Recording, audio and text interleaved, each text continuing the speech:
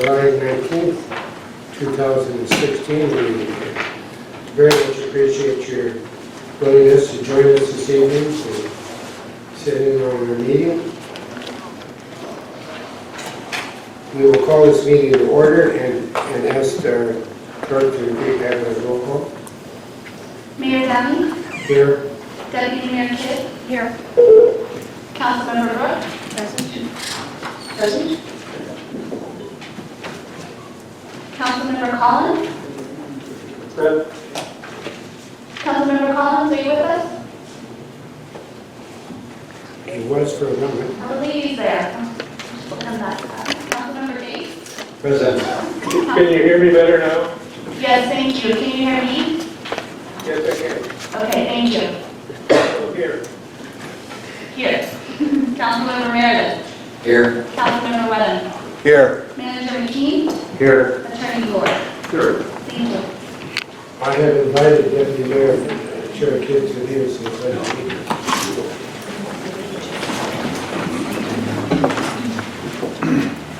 I pledge allegiance to the flag of the United States of America and to the republic for which it stands, one nation, under God, indivisible, with liberty and justice for all.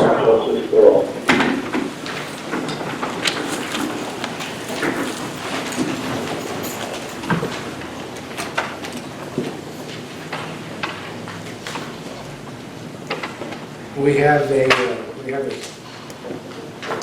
really relatively light agenda tonight. One of the matters we'll be discussing, of course, are always important. So I'm going to try, I think I will exercise again some discretion this evening on our first public comment period. At this point, we have a relatively short list, and we'll see if we can, but there is a couple of other items I'd like to bring forward before that. And so we don't have any recognitions of employees or proclamations to make, but before we begin our public comment period, which I will extend for a period of up to 30 minutes, rather than 15 minutes, we'll begin with a couple of good celebrations of the sort for all of us to enjoy together, I hope. First of all, I don't know if you're going to be able to see, but I hope you can see from where I'll be standing. But some of you may recall reading in the newspaper recently that there was what is referred to as a Super Cup. And it's a competition in soccer between the alumni or others that they find who would serve as our soccer teams from the city of Port Angeles for City Swim. And there was a competition of which last year our deputy mayor sadly had to wear the jersey of the swim as we celebrated a lovely lunch for the mayor of representative from swim. This year, the roles have been reversed, I can report. And so here, I hold it like they do if they win the soccer match. It says they refer to the Super Cup, the Virgilio Pontes Super Cup, building bridges with soccer on the Olympic Peninsula. This was an extremely riveting, competitive match this weekend, of which our boys, the home boys, won 4-3. I predicted that last year. Did you really? I would have a comeback. And I don't know a great deal about soccer, but I do know that when the winning team, I should say the losing team, they exchange jerseys, and this is the jersey of the losers. And I have given Mayor Smith the jersey of our team, a green jersey, and I'm going to hold on to this for a period of time and enjoy and gloat a little bit. And then the cup will be in our lobby somewhere. We're not sure how we're going to display this, but this is for us to enjoy for 1 year until they play again. So I was just thrilled to be there. It was an exciting match, extremely well attended.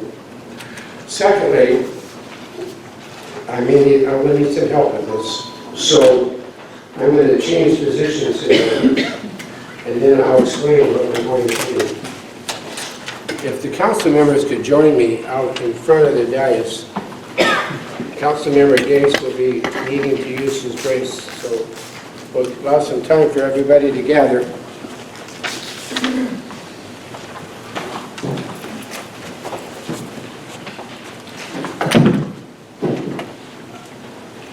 I had a wonderful experience recently over this last couple of days. Hope some of you saw these newspaper stories about, and recall last year when we were in competition, Port Arthur versus Chattanooga, Tennessee, for the best towns competition. Do any of you recall that? Oh, yeah. Oh, I yeah. hope you do. We know we lost that 67,000 to 62,000. But considering Chattanooga is 9 times our size, I consider the fact that more like us than they are like them. But in any case, it was an extremely friendly yet competitive experience, and we got to know each other as communities. Regrettably, very near that same time, as so all too often has been happening in this country and around the world, they had a horrific tragedy in Chattanooga, Tennessee last year where 5 servicemen were gunned down and killed in Chattanooga, Tennessee, and I presume many of you remember that. We had several, well, hundreds actually, Leslie, you need to come up here. I wanted to invite Leslie Robertson to join us. Leslie is the founder, chair, and leader of a group called Revitalize Port Arthur. And she led, joined by hundreds of other people. How many others did you take to Chattanooga?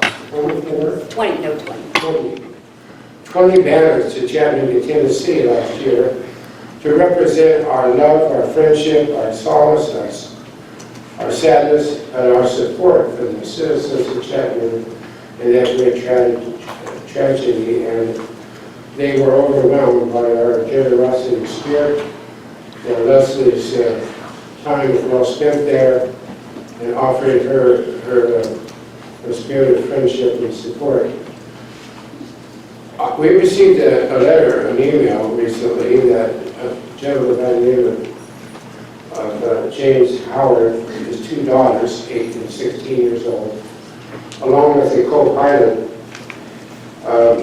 Taylor, came to our town by airplane, flew into the airport on Sunday afternoon, and spent some time with us and brought a banner to tell us and show to us and to you how much and how deeply appreciative they were of what we did for them.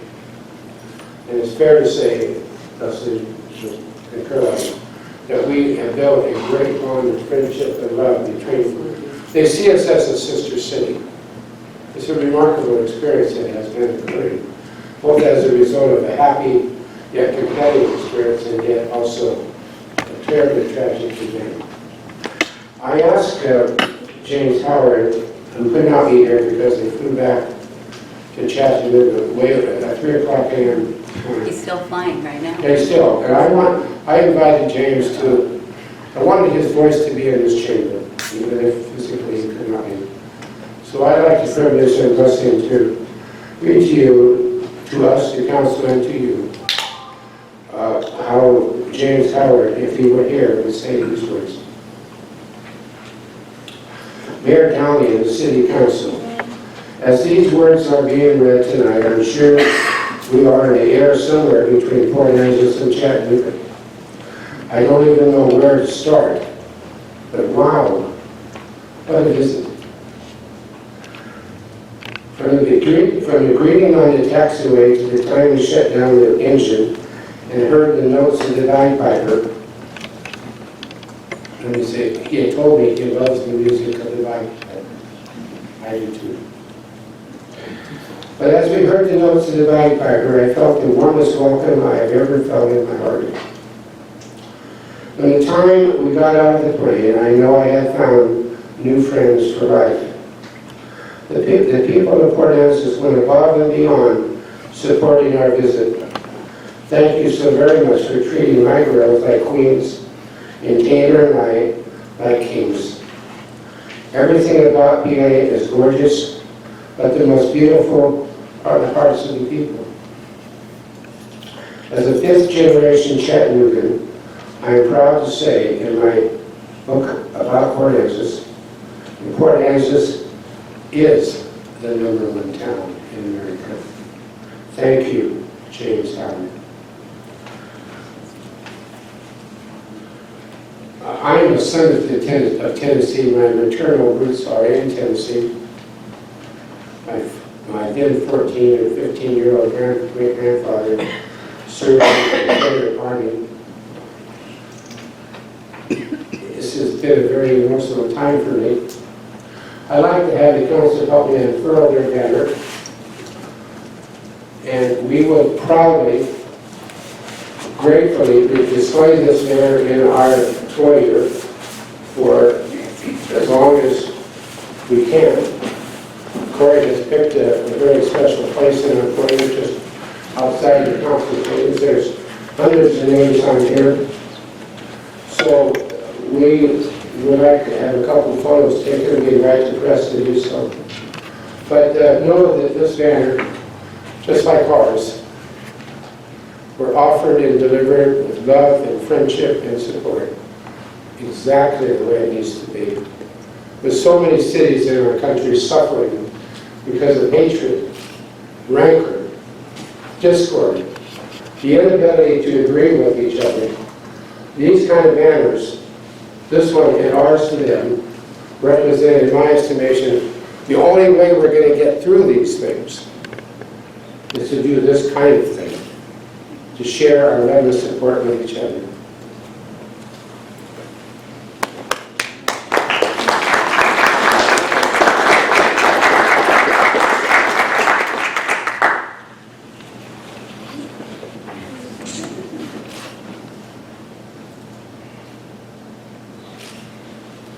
I've been known to break cameras before. Face this one too. There you go.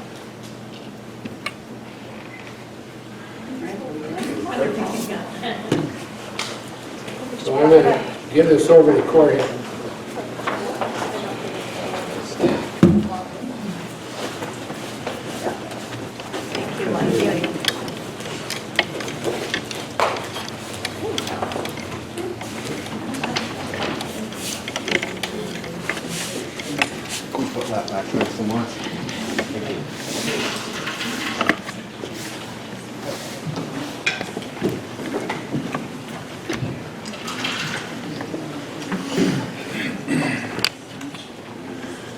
Thank you for indulging I and the council, Leslie,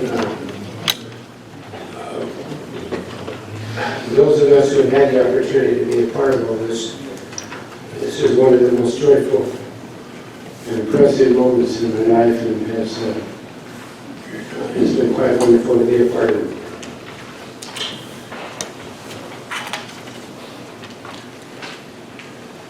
So, it's just 6:14, almost 6:15. We will go into our first public comment period for a period up to 30 minutes, or in other words, up to about 6:45.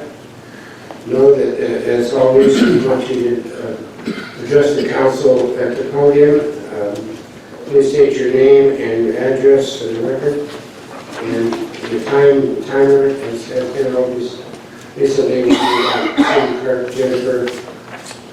When we get to about 20 seconds, or about 2 minutes and 30 seconds, or she'll say that we'll be close to 3 minutes, okay? First on the list this evening is Eloise Clallam. She'll be there.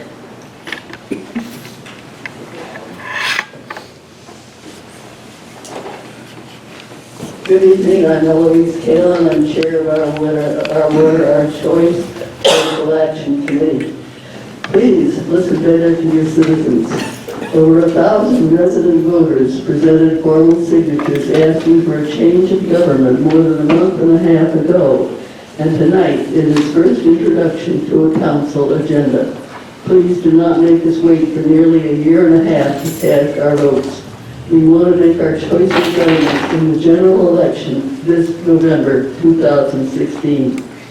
The citizens of Port Orchard, Washington in 2013 resisted pressure from their city council to adopt the form of government that we have had in Port Angeles for the past 45 years. Their town was thriving as a second-class city with an elected mayor instead of a council manager. Citizens feared costs would increase. They voted no. 68.6% of them voted no to the same form of government PA has been under for the past 45 years. Citizens can compare financial health of Port Angeles with that of the city of Port Orchard by searching their respective city websites. Studies of the affordability of essential services like sewer, water, and electricity for the two cities are available. A dialogue on fiscal performance under the two forms of government should help decide what is the best choice. Democracy and rights of citizens to petition their government is also an issue. The second-class city our petition is proposed to return to requires city councils to provide reasonable public comment time for all of its committees. When it comes to proposing initiatives, our present government gives all possible powers to the government, which removes many items from citizen initiative action. Our present code city turns initiative rights into a fairy tale, because as we saw with two anti-fluoridation initiatives, the city can toss the measure into court, so few can afford to defend their proposal. Second-class cities support first-class citizens' rights. Thank you.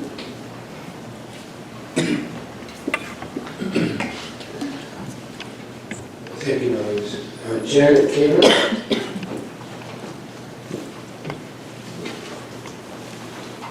Janet Clallam, 2902 South Regent Street.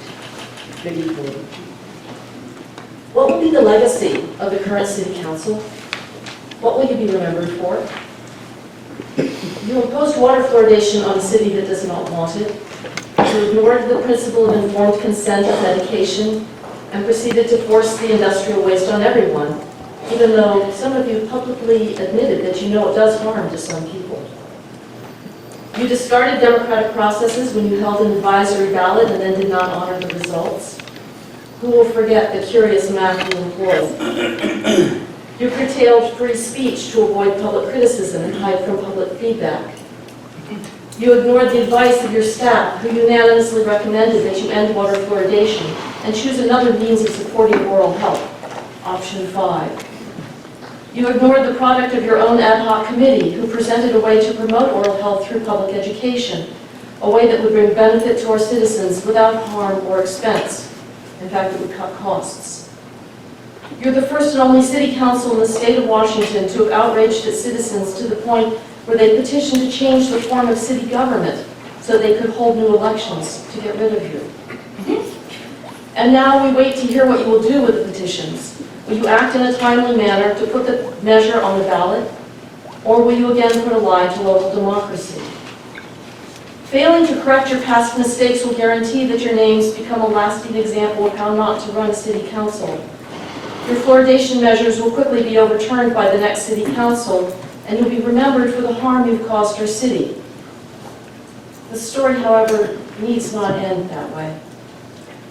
If you were to choose now to honor the will of the people who elected you, ending water fluoridation, employing the public education measures recommended by the ad hoc committee, and allowing democratic processes to proceed, you would do much to quiet the outrage and change public opinion of you. A ballot measure for change of public government would lose steam if it became clear that you were at last willing to listen to the people. What would be your legacy? As a postscript, I know that my words this evening are extremely harsh, the harshest I have spoken. Please know that this comes from 10 years of frustration with water fluoridation, and I sincerely hope that you will find common ground for us and help us move forward. Thank you so much for your efforts. Brent Powell.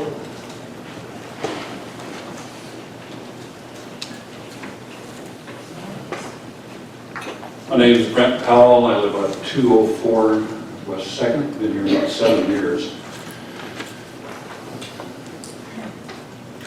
The water fluoridation issue is one thing, and it appears to me that changing our whole form of government is another thing. I think it's one of the most screwball ideas I've ever heard.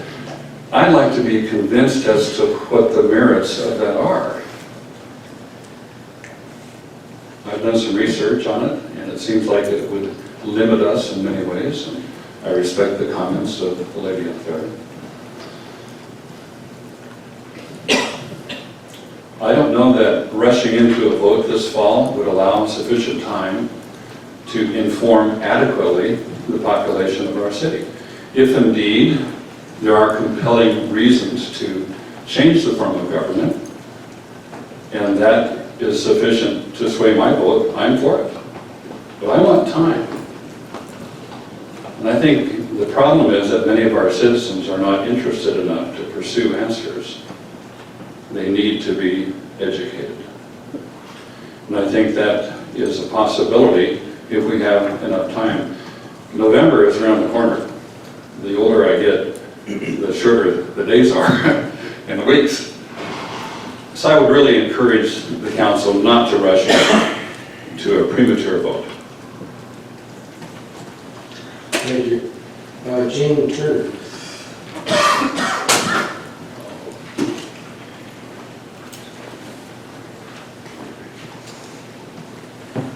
My name is Gene Turner. I live at 3928 Mount Angeles Road. And I hate to say this, but this after what this last gentleman said, will probably be a reiteration of what you read in today's paper and what this gentleman had to say.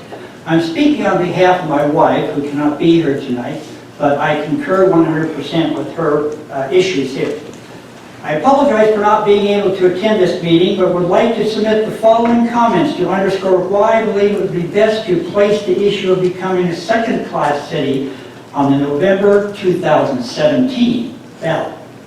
This committee has historically done well when the public has ample opportunity to discuss and learn about topics before making a decision. Thus far, there have been no public forums on the proposal to have PA become a second-class city. Maybe it's the wrong question. Perhaps the proposal, perhaps we should think about becoming a first-class city. A second-class city means losing the right to initiative and referendum. I repeat that. You lose the right to have initiative and referendum. I can't help but wonder how many petition signers knew they were also signing away their right to future initiatives. A first-class city creates its own charter, such as the county charter, and under state law, any city larger than 10,000 population can be a first-class city. Currently, there are 10 first-class cities and one is smaller than Port Angeles. There are only 8 second-class cities in the state, and all are smaller than Port Angeles. Our community has always done well when an issue is given time for substantive discussion. Historically, the oil port in the 1970s, if you'll recall, involved a full year of forums and discussions with experts from a variety of fields. When it was completed, people were able to personally decide whether or not it was a good idea for Port Angeles to become an oil port city. The same thing happened regarding removal of the Elwha dams, which moved the community toward a consensus.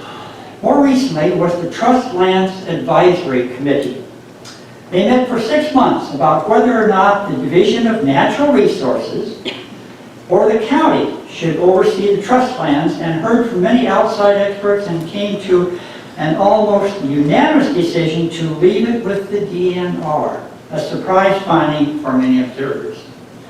To proceed too quickly would face the perils of the United Kingdom, which you're all aware of. The post-Brexit vote was immediately followed by millions signing petitions to reconsider, and news coverage, interviews of people who were sorry they voted to leave the European Union because they didn't have an adequate understanding of the repercussions of their vote.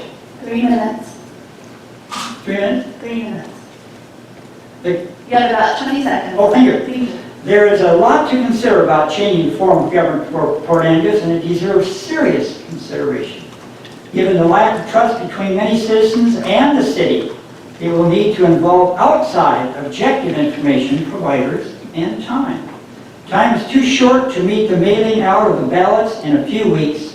Thank you. Thank you. Michael Sutton.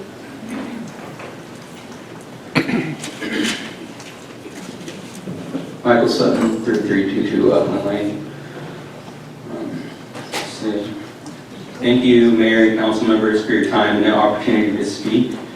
My goal is to address you in humility. As I give you the respect and decorum that your position deserves, my hope is that you will listen to what I have to say with an open ear, open mind, and an open heart.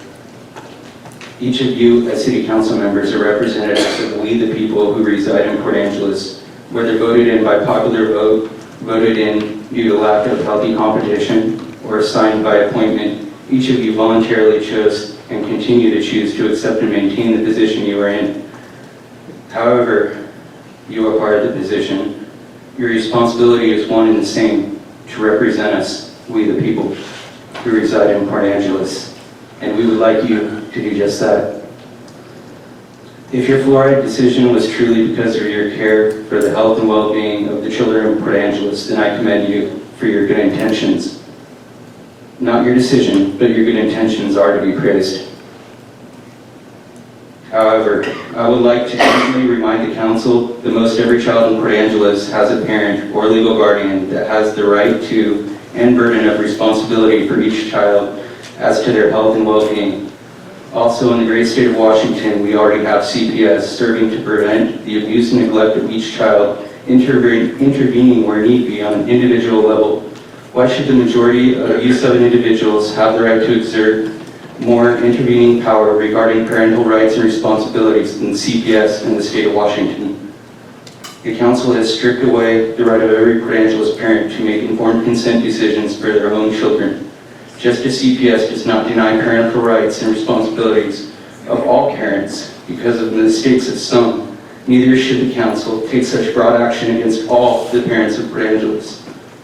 The parent or guardian of each child should have the right to represent to the council what is in the best interest of their family, and be able to expect the council to respect and honor the rights of their constituents and fulfill their duties as representatives. I would like each one of you today to make a decision. It's to represent us, we the people, or to resign from your position and make way for somebody that will represent us. I hope that each of you will make this decision today out of sense of duty and a love for Port Angeles and the people who live within it. Thank you. Thank you. Glenn Wiggins.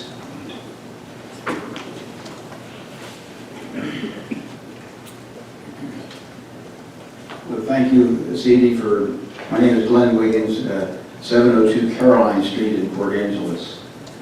This notion to change our city to a second-class status is perhaps the most ludicrous idea I've ever heard in this city in the 56 years I've lived in it with our family. During these years, we have had numerous debatable issues, and many Dr. spoke about just a little bit ago, listed some of them. There are many more than that. They were very, very high-fought issues, many quite controversial. Yet, no one has suggested that a single issue separating us requires our government to reduce its status. This is a full-service city. It has a budget in excess of $100 million. Managing our affairs from afar cannot be in the best interests of our citizens. Thank you. Cliff Forrest.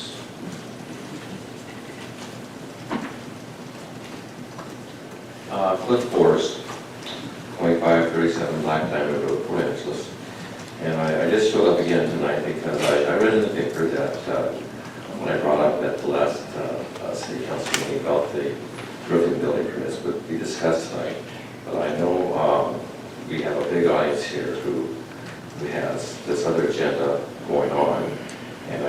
going to take up most of the time. I just want to make myself available for any kind of questions that the city council had for me. So that's why I'm here tonight. Your matter is on the agenda tonight. Pardon me? I said your matter is on your agenda tonight. Yeah, so I just, in case anybody had any questions, I want to be here for that. Thank you. Thank you. Peter Ripley, we'll need someone to do the work here.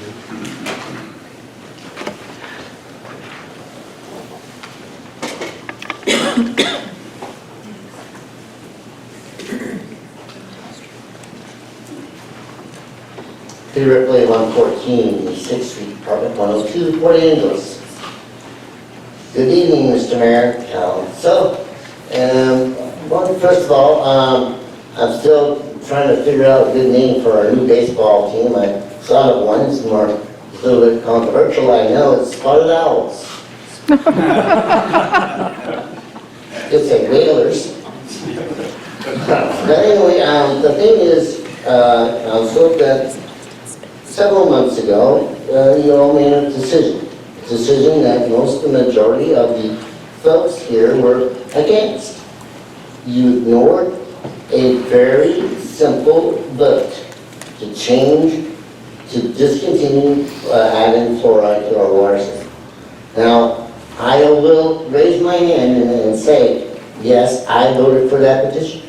But I voted in hopes that some common sense would prevail.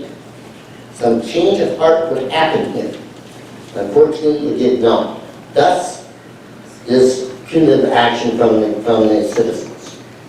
Now, it's up to you, the council, to decide whether you're going to force it to November 2017, or do the right thing and settle this once and for all time. Let the voters have their say. Let them decide whether or not to change government.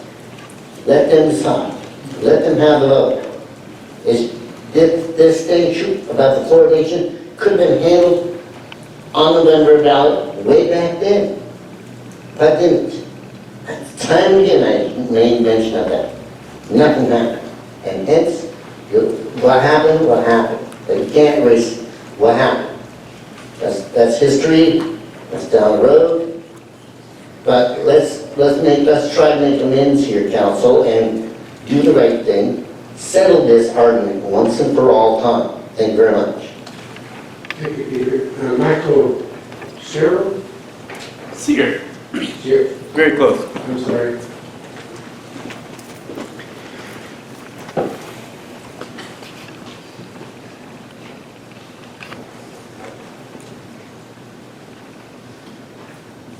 Seems we have some very pressing issues tonight. I just came here tonight to introduce myself. I've been recently given the honor of being elected to the new business manager position for IBEW Local Union 997. So we're based here out of town. There's about 132 members between Port Angeles and Clallam County PUD that work on power lines and in substations and in conservation groups. 22 members at the city itself. I just really look forward to a positive relationship with city government in the future, and it's good to see the smiling faces and unsmiling faces of some of my fellow citizens. I do live up on 925 East 9th Street with my beautiful wife Wendy. She's a medical assistant here in town, and got 5 kids, so 2 of them are still living and going to school here, but we moved here about 4 years ago, and don't look back. I don't regret that decision for a second. It's such a beautiful, amazing place to live. It's nice to meet you all. Thanks for being here. The next windstorm, we'll all be looking for you. I know you will. We like cookies, not insults. Stephanie.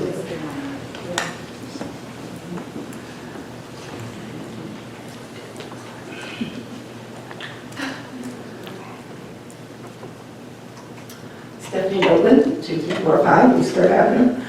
It's difficult for me because I came to say goodbye. I'm leaving for Oklahoma City in 28 days. And I've sold my house and off to a new adventure.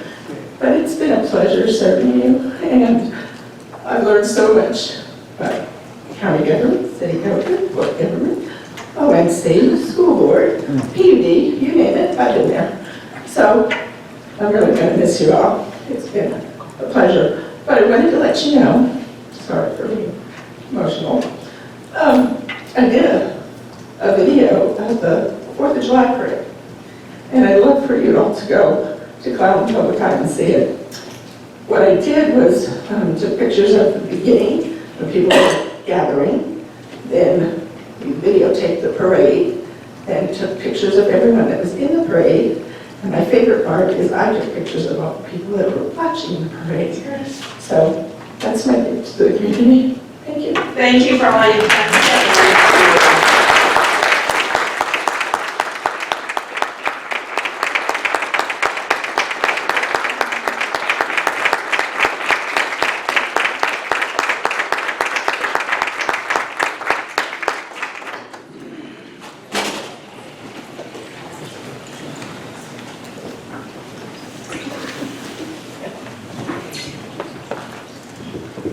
Stephanie strikes me as very appropriate that I say the following. Where are you moving to again? Oklahoma City. Well, you have learned from all this experience you just alluded to, not to run for public office. Right. Not. That's what you learned. We have, I had extended this first public comment period for 30 minutes. We have about, we'll have a few minutes extra here. We do have a second public comment period. You're welcome to wait till then. Is there anybody else who would care to share a comment at this point in time? We have probably time for two. Yes, sir. Yes, sir. Can't see you, but you're kind of in the shadows. Please state your name and your address. My name is Debbie Dubé. I live at 728 East 7th Street, Port Angeles. First of all, I'd like to be able to wake up because you sound like you look like you're sleeping. First of all, maybe you had a rough day, I'm not quite sure. I just wanted to say that I'm still concerned about the criminal element we have in our city. I'm still concerned about the heroin. I'm still concerned about people bothering me on the street. I walk a lot. My boyfriend walks a lot. It's horrible. They walk through my yard. They walk through our alley. They walk everywhere. And these people, can you do something about it? Can you put them in prison? Can you put them in jail or something? Because I shouldn't have to apply for a gun permit to walk with a Glock. I'm just saying. I didn't mean to say anything here today. I just wanted to be innocent bystander, but I can't sit back and just... There's wonderful people in this city. I've lived here since 2008.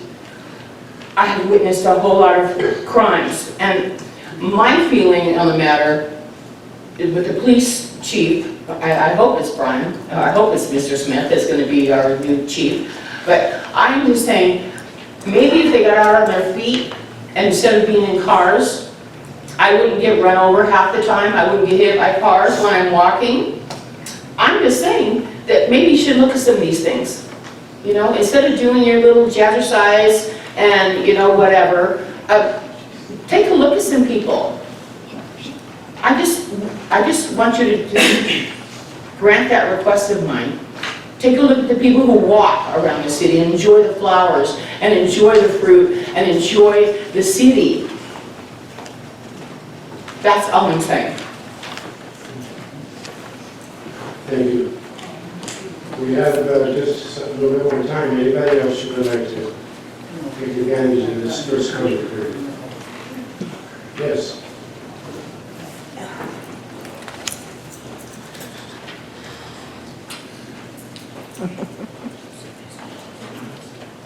Okay, you never give me a microphone. You know, there's so much negativity. Young Johnson, 410 East Front Street. I've been a member of this community for a very long time, and a very proud member of this community. We have many, many challenges, but we've overcome so many more. So sometimes we get focused on just one topic, 2 topics, 3 topics. And we don't look at everything we've accomplished as a community. I just wanted to take a moment and celebrate everyone. I want to thank staff for all their hard work, and they have had just an unbelievable amount of stress. Just working out just the budget alone is immense. I want to thank our council, because whether we agree with them or not, they are here. I sincerely believe every single one of them does what they feel is right for our community. So I think there's a healthier way of expressing our concerns. I think good manners, positive attitude, and focusing in on the good things that have happened in our community. It really breaks my heart to see negativity happen like it has. It just splits our community in half. It doesn't accomplish anything. So I just want to take a moment. Thank you to the staff. Thank you to council. We'll continue on and we'll accomplish many more things together. Thank you. Okay, we have time for one more.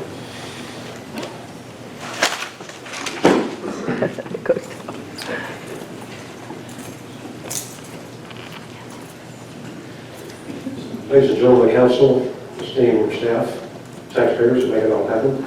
I'm Dale Wilson. I live right next door to this gentleman down here on 4th Street in Port Angeles. I would really like to see you show some leadership and go ahead and allow this decision to be made by the people. You know, you accept the will of the people when it comes down to paying your taxes, paying your exorbitant utility bills. Pepsi-Cola has a policy that they say that if one person writes a letter to Pepsi-Cola, there's 5,000 people out there that have the same feelings. Well, if you think about it, there was 5% of this community that signed a petition saying, we want a new government.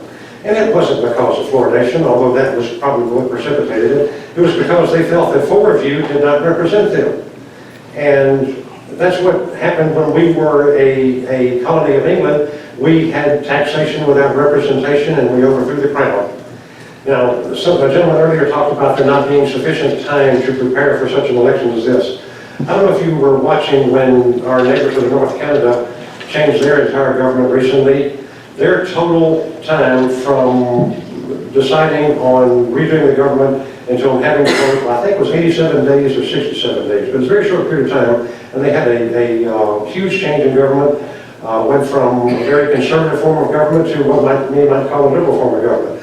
I don't think we're going to change that much, and there's been much said about the term second class, and I think everybody who is a Seahawks fan thinks we've got to be number one, we've got to be number one. Well, folks, second class citizen merely means the number of people, the population of people that live in a town. It has nothing to do with inferiority and superiority. What it will have is an opportunity for people to determine if their leadership is effective and representational, and if it's not, you overthrow it. It's done all the time, and it's done peacefully, and it's done by projecting enough information into the community. Now, I realize that our daily paper doesn't give you all the information that you need, but with the radio, the television, the protocol, and several other civic groups, you can get the information that you need, and I'm sure all of you will go on speaking tours and decide how good it is to change government or how bad it is to change government, but the main point remains that there are enough people in this community to make reasoned and sound decisions, and it is up to you to allow them that opportunity to make their reasoned and sound decision. And I certainly urge you to go ahead and put that on the ballot just as soon as you can. If it's successful and the government has changed, we'll deal with it. If it is unsuccessful and government change, it's off the table, and it probably won't be brought up again. But it is something that you need to get off the table one way or another, and I certainly hope you'll put it on the ballot. Thank you.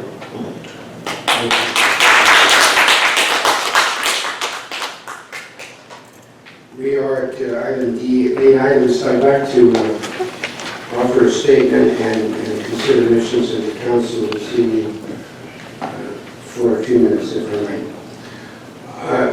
I prepared the statement earlier today after much consideration, prayer, and pondering. So please allow me to move over to the food. And members of the council, this is directed to members, well, in a broader sense, you. As mayor, I would like to add the topic of municipal water fluoridation as the first item under other considerations on tonight's agenda. I'd like this to be our first item of discussion held before the petition to reclassify us as a second-class city, with us postponing the consent agenda until later in the evening.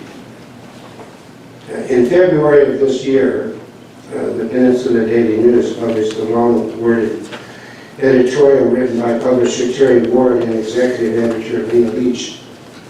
It offered their view of how the council had handled the fluoridation issue, particularly the advisory pool. And I will now subsequently, I'm going to read excerpts from that editorial, quoting it. The Port Angeles City Council has mismanaged the processes of gaining public input for the fluoridation of city water to the point that many members of the public feel disenfranchised rather than empowered by those elected to represent them. The rift has led to a movement by those who feel unrepresented by the majority of the city council to downgrade Port Angeles city government from a code city to a second-class city. Surely there's a better way to deal with the fluoridation question than by changing the form of city government for the sake of one issue.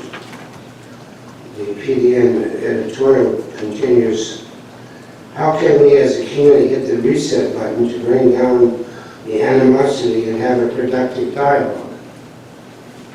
Many of those opposed to the fluoridation issue refer to the survey as a vote. They see the council's January 5th decision to continue fluoridation despite a majority of survey respondents opposing it as a slap in the face of democracy. The editorial continues, quoting, the survey was not a vote. Even as a survey, it was deeply flawed. Our elected officials on the council should go back to the drawing board and diffuse the situation by listening to their constituents. That could be done through an advisory vote. An advisory vote would give a better picture of the wishes of its constituents than an informal, flawed survey. In closing, the editorial said, if such a vote were taken, all parties would need to agree to abide by it. End quote. Since that editorial came out, I have been watching events unfold and have come to agree with the authors of the editorial. I thought this months ago. As well as others who have spoken to me about how this issue has divided our community. People feel disenfranchised because we asked their opinion through a flawed survey. And it did not abide by the majority's wishes. As a result, we are not only seeing negative propositions brought forward that could harm our city, but the divide is interfering with our ability to work on many important issues. Having said that, I'm proposing that in order to respectfully recognize the results of the survey of water users, we consider ending fluoridation of the city's municipal water supply until such time that an advisory vote of registered voters can be taken during the 2017 municipal election. During the time between now and the results of the 2017 election, the city will retain and maintain its fluoridation facilities so that if Port Angeles registered voters choose to continue with water fluoridation, then we can do so. Most important is that council would agree and to honor the outcome of that advisory vote. I view the validity and benefit of water fluoridation has not changed. I believe it is in the best interest of this community to continue with fluoridation. However, I recognize that things are not working, and I believe the poll was flawed. But more than that, I believe that this city needs to heal. I care deeply about the current and future state of the city and desire to have Port Angeles be the best city it can be. My hope is that we can find a pathway to step forward together. With that said, I would ask that we, as a council, consider stopping fluoridation of the city municipal water supply until an advisory vote can be taken of Port Angeles' registered voters during the 2017 municipal election, and further, that the council honor the outcome of that advisory vote. I love the city. I love the citizens of the city. I have for 42 years. I guess I may be being influenced to some degree by all the horrific things that are going on in this country of ours and throughout the world. Some of you have said to me, some of you who sit in this audience, it's not about fluoride anymore. Well, it's sort of the way it is. But you know what it really is about in this community is making this be the best place it can possibly be. And until we learn to work together, to find common ground, we're never going to reach that goal. It saddens me that we cannot agree. And I've seen communities throughout this state, throughout this country, who have had very great difficulties in agreeing with each other. And the results of those communities and where they are is not a good place to be. So therefore, I would encourage and ask the council to consider this matter as item I-1. I would hope that you would concur with me. I would invite a lively and robust discussion on this matter and stand to have it open up for discussion if the council agrees with my request for this item on the agenda. Is there a consensus to do so? I'd like to bring it up for item 2, since this is a late edition. This is what most of the folks are here for. What our advertised agenda is about. Well, I guess in thinking about this, the results from this discussion may actually have some bearing on the results for the petition to reclassify the city. So I don't know if maybe having this first might actually be beneficial. I've got actually quite a few questions to ask about the petition, the initiative that's been turned in by our constituents. So I'd like to get a bunch of that resolved before we even delve into the fluoride issue. Mr. Mayor? Yes, Brad, I'm sorry that I should and would want now into. You can hear, did you hear my presentation? I did.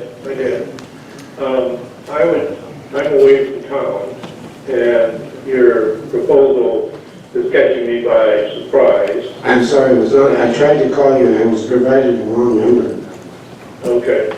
Well, I would like us to not consider it tonight. If you wish to have this considered, can we do it at the next meeting instead of this meeting, so I have time to consider what you're suggesting before you're asking me to decide what to do about it. Thank you.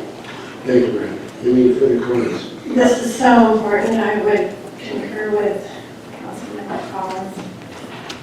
I again would support this for item number 2, I-2. And I would actually caution the mayor about the chain of command of exactly how many people you are talking to, because that does constitute a public meeting and that would require advertising.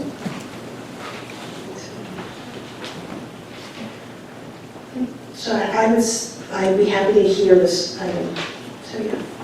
Tonight. All right. I'd like to hear the item tonight. I agree with Sissy that it does have bearing in my mind.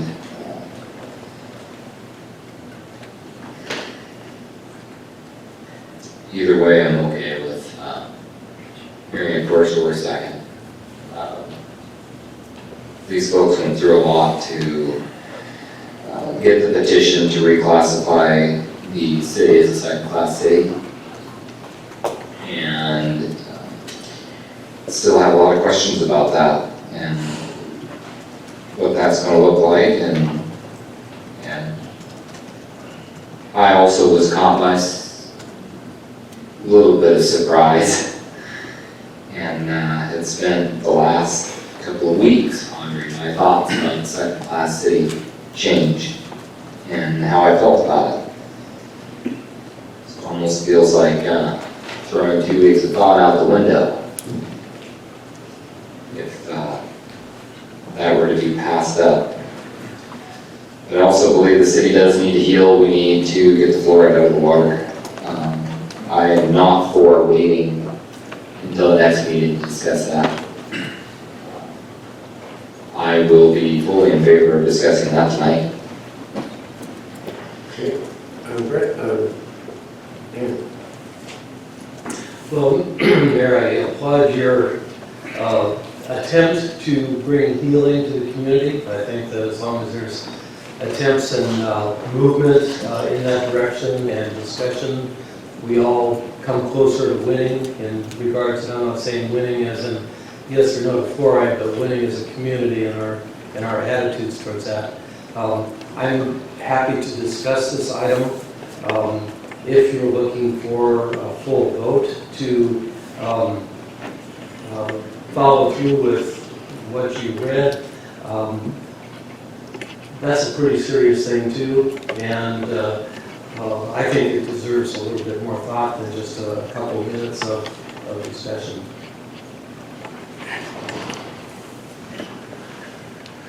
Mr. Mayor? Yes. We normally have a process where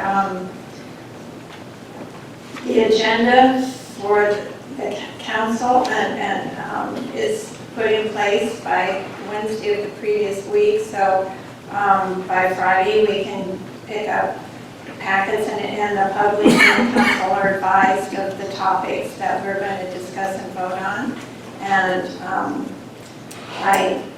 And so I do so appreciate your concern for our city and your love for our city, and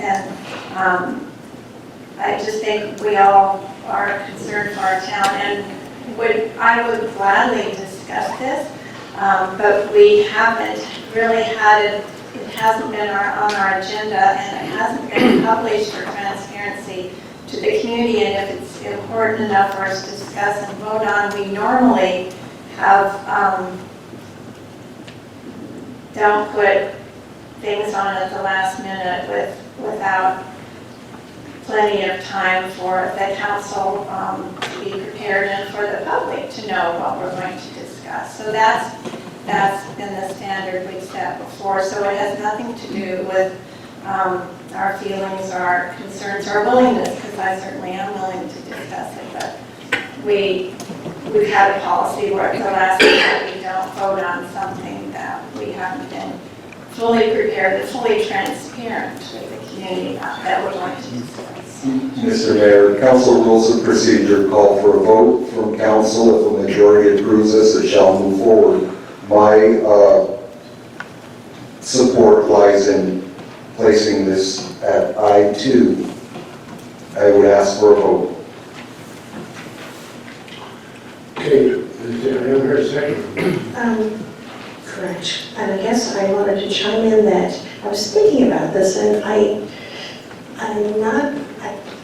too have a ton of questions about the petition to reclassify. But I also know that if the fluoride issue, the reason why we have the petition is because of the fluoride issue. And if we discuss the fluoride issue first, then it changes a little bit. And maybe this is what I want to understand your position. So what I understand is that once an initiative is turned in, right, there is no other result, then it's only a matter of time before it comes forward to the people. That's the way I understand that. And that's what I want to get to the bottom of this. And that's why I'm hoping that there's a spokesperson that's going to have a microphone from Our Water, Our Choice that can represent what the intentions were when the petition was written, as well as city staff, our city attorney. So I want to get all that resolved before we go into the fluoride. That's what I was hoping to. Right now, if the fluoride gets resolved, then that may be a different path for this petition, possibly. And this is what I'm wondering whether it might be better to have that. Again, it's going forward. To my knowledge, it can't be taken back. That's what I've learned so far. After that brief discussion, I agree with Lee, we can get some questions answered, and that may be one of the questions to be answered is what happens if we do decide to remove the fluoride from the water right now and make it a vote in 2017. So I would support, or I would second keeping the fluoride discussion as item 2. I too. So that's, Mr. Mayor? Yes. Mr.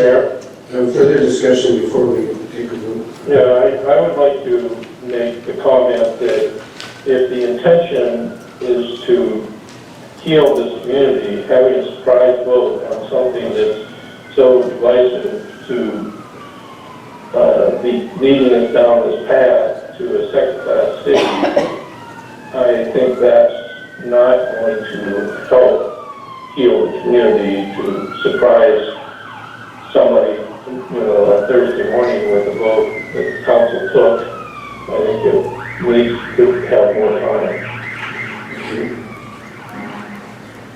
I would like to add one thing.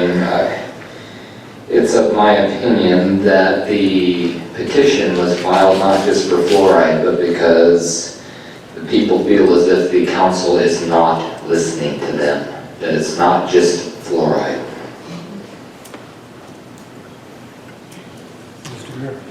Yes. As we've all been discussing, there's certainly been a very consistent and very loyal group of people following Dr. Clallam and her group. And we have been charged with not listening to you. I just have to reiterate the fact that there's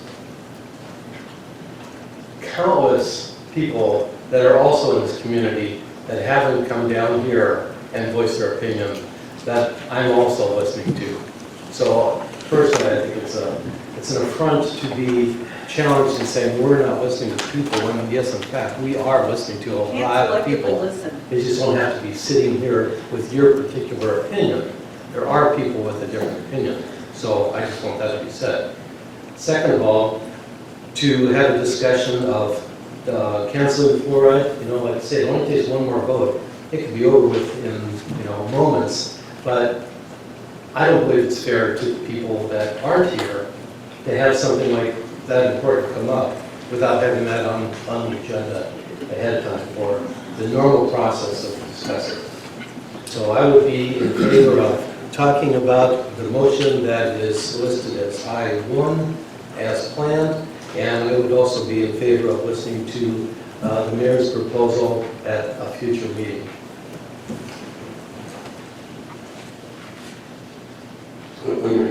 It was under my impression, Mr. Mayor, that you were not offering the obliteration of fluoride. You were simply putting a halt to fluoride, or your proposal was to put a halt to fluoride until a vote's put on it. Yes. So I'm not saying that a year and a half of no fluoride when we have meth being sold to our youngsters and teeth falling out of their heads in a year and a half, and a year and a half of fluoride is not going to, a year and a half without fluoride is not going to be the end all.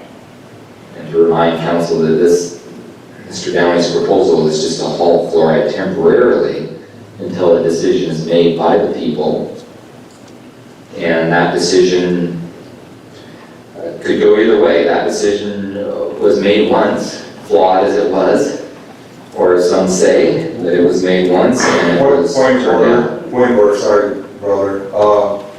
We're getting a little too far into this conversation, that if this is going to go forward, this will all come out. I would like that, Mr. Mayor, that we call for a vote by show of hands for I-2, adding fluoride. Second that. Point of order is not appropriate. Yeah, go ahead, please, go ahead. I said, his question of a point of order is not appropriate. If he wants to call for the question, that's appropriate, but not a point of order. Well, okay, before we go a step further, let me answer Mike's question a bit. What I'm trying to find for this community, and which has been very difficult for a lot of people to try to do, especially in Washington, D.C. I like to use the same first letter for words sometimes.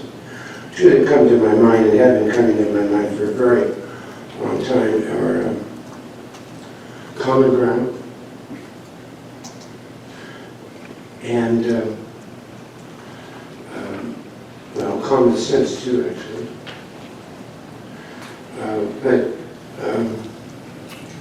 You know, the word compromise has been sort of lost in our vocabulary. And I like us as a community to set the right example. That would be a cool thing. So there is a motion. Could we restate the motion that was before us? I believe the motion was made by Councilmember Whedon to add the discussion on fluoride as item I2 on the agenda, which was seconded by Councilmember Meredith. Correct. Okay. Does everybody understand the motion? So we are going to say it again so everybody can understand. Motion on the floor in front of the body is to add the topic of fluoride under I, other considerations, to I2. It will immediately come up after we have talked about the current petition or initiative that's been turned over to the county auditor. Okay. Yes. It's not the subject. I'm willing to discuss the subject. It's that it's not on the agenda. It has not been fully announced to council members or the public. I would prefer we put it on a future agenda for transparency and for all this. It's not the topic. Appreciate the topic. I just think if we're starting a precedent of at the last minute putting something on the agenda, we have not advertised to the public nor even informed all the council members of. So that's the new precedent. I just don't think that's the way we need to operate for it to be appropriate and transparent and informed. Thank you. Mr. Mayor, I would not be supporting that motion for that same reason, that I want the public to be made aware of what we're going to be discussing before we start discussing and perhaps enter into a knee-jerk reaction on something. There seemed to be, as we discussed this now, there seemed to be a consensus in that regard. And I have some agreement to that degree. And I don't do things normally. I don't think these things out for days and days. But I want to make sure I leave the 10 at the council here tonight. So there's a motion. Mr. Mayor? Yes. I would, following your comment, I would suggest that if we vote no on the motion, that does not mean that any of us are unwilling to have this item discussed as an agenda item at the next meeting. And so I don't think a no vote is saying we aren't willing to discuss it. I think the no vote is simply saying that public and transparency needs to be served by a normal agenda process. Well, I'm not ignorant of the fact that what I had proposed tonight was not going to come as, I expected it to be a bit of a surprise. It doesn't change my feeling that it's important that we, so let's take a motion. We have a motion. Let's take a vote. All those in favor of the motion, please say aye. Aye. Those opposed, please say no. No. No. Show hands.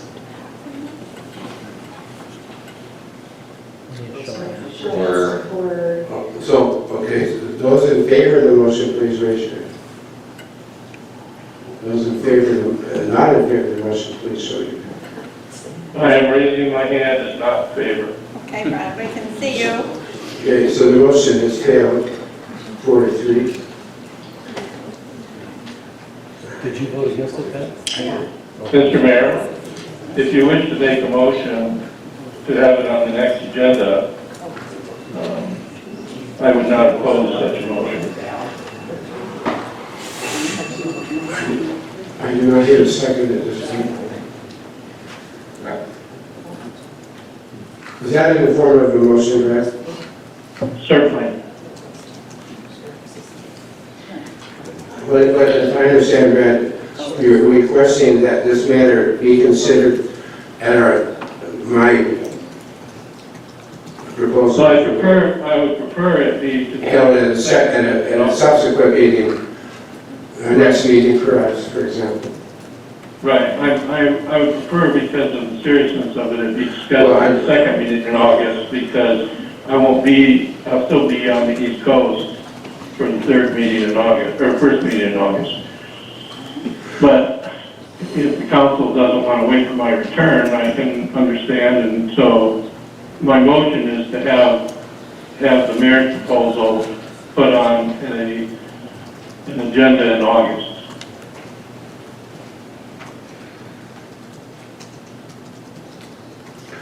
Any further comments, Mr. Brad?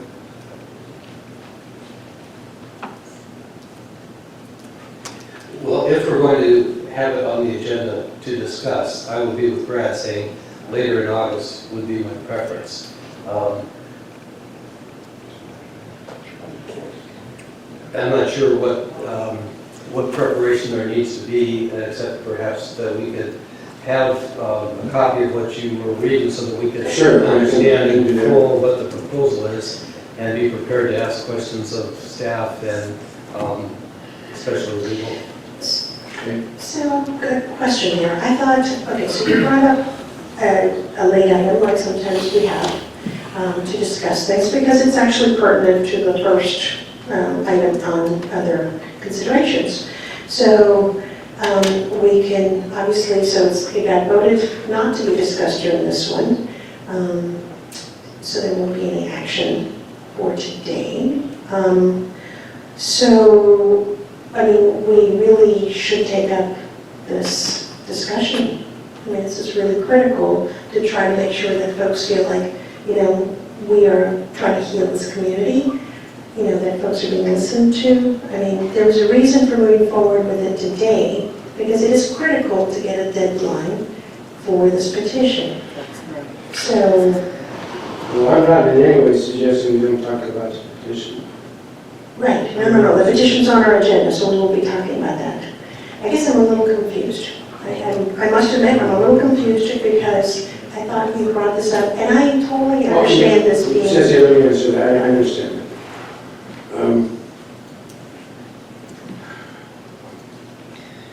This is a tricky business we're in here.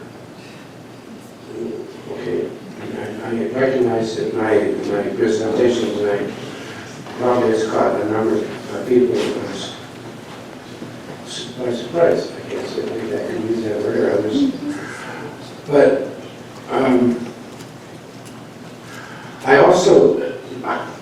I have always and always will listen to what we talk about at this place. I typically do not form opinions until I hear from each of you.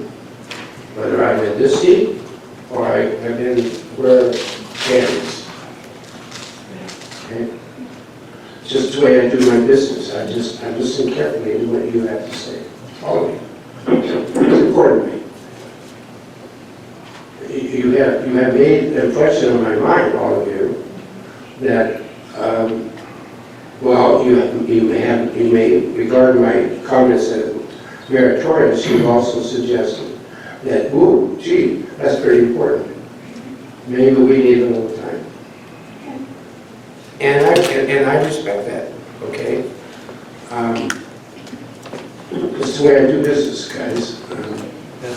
Okay, so does that help a little bit? It does, thank you. Yeah. Can I reiterate what I think I heard you say as far as the topic and the details, just to make sure I have it clear? Because I'm hearing you say that you'd like to discuss and get the council majority vote to cancel fluoride between now and the time of next November of 17, Yes. when we would hold an official vote, advisory vote among the citizens of Port Angeles, that both sides would agree to acknowledge and stand by. That's good. If they say yes, fluoride, we put the fluoride back in and start it up again, and if the majority said no, it's end of discussion. Essentially, yes. So that's essentially, and then the unknown portion about the petition, which would still potentially already have been on the ballot or would potentially be on the ballot at the same time as that. Well, Dan, I'm very much on record in front for today's front page of how I feel about the petition. Okay. And I think, and it is imperative that we have that vote tonight.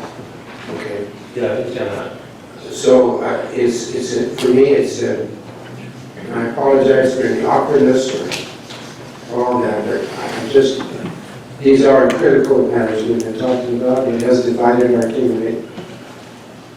We need to become less divided. In fact, we need to find common ground.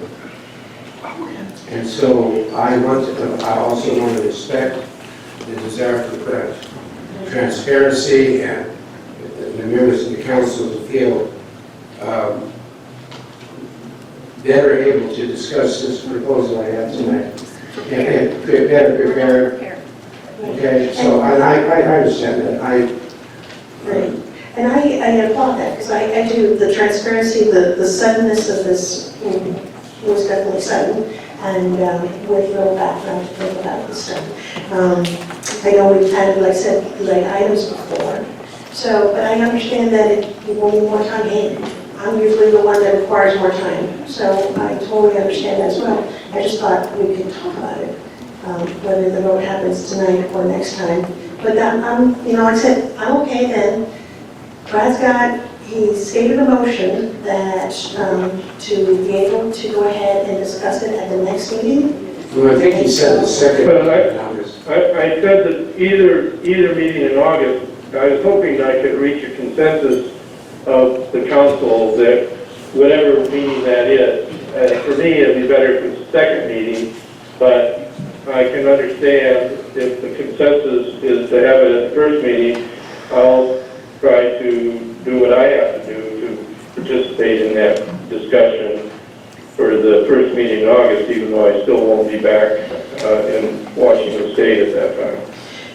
So I'm hoping that the council can agree which meeting they want it to be discussed at, and my preference is the second meeting, but I'm supporting whatever meeting in August they want to have the discussion. And so my view would be to go ahead and have it the first meeting in August. I know you won't be there, but I also do not want to drag this out any longer than needs to. So we've, it's just been dragged out way too far, and it actually causes more division. So that's one of the reasons for wanting to settle this thing as soon as possible. So I will second the motion with having the vote be on the first meeting in August. Okay, I'll amend the motion to be that. Any further discussion? The motion has been stated. Is it clear to each? No. All those in favor of the motion as stated, please say aye. Aye. Aye. Motion passed. Okay. What about asking for those who don't want to ask for no vote? Oh, I'm sorry. I thought it was unanimous, but all those are, Not in favor of the motion, please say aye. Aye. I'm sorry. So, the motion has passed 6-1. Okay. Thank you, counsel, for at least consideration of my absence. No, it's, all right. Well, if you come in our next meeting as clear as you are tonight, it's just great. It's about as clear a transmission tonight as it has been.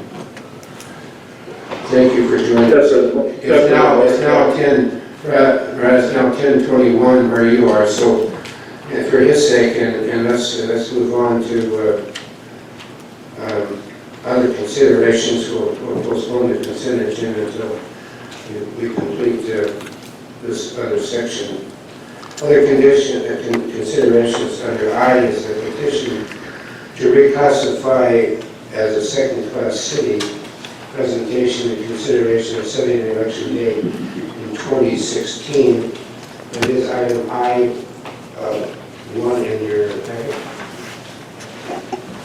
And I think we're going to turn the time over at the beginning of this presentation to our city manager and our city attorney. So, ma'am, please. Mr. Mayor, would you mind if I cut in and ask actually who has been identified as the spokesperson that we asked about from Our Water, Our Choice that filed the initiative petition, and is that person here tonight?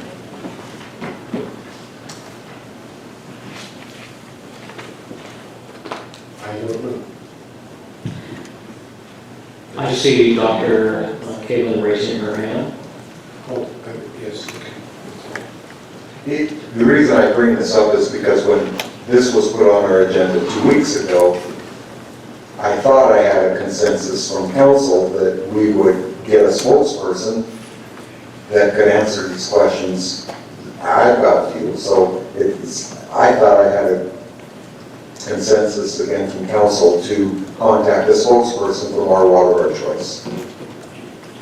One point of fact was that done?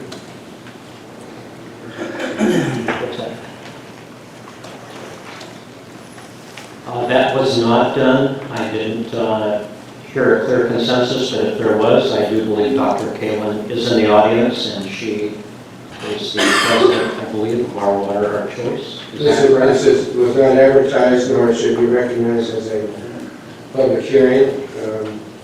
But if there is consensus in the council this evening to have Dr. Caitlin be the designated spokesperson on this matter, as questions may arise. Dr. Caitlin, are you prepared to do that? When? Right. When do you need me? Now. Now, this evening. If there were to arise a question from a member of the council regarding the matter that's before us, i.e.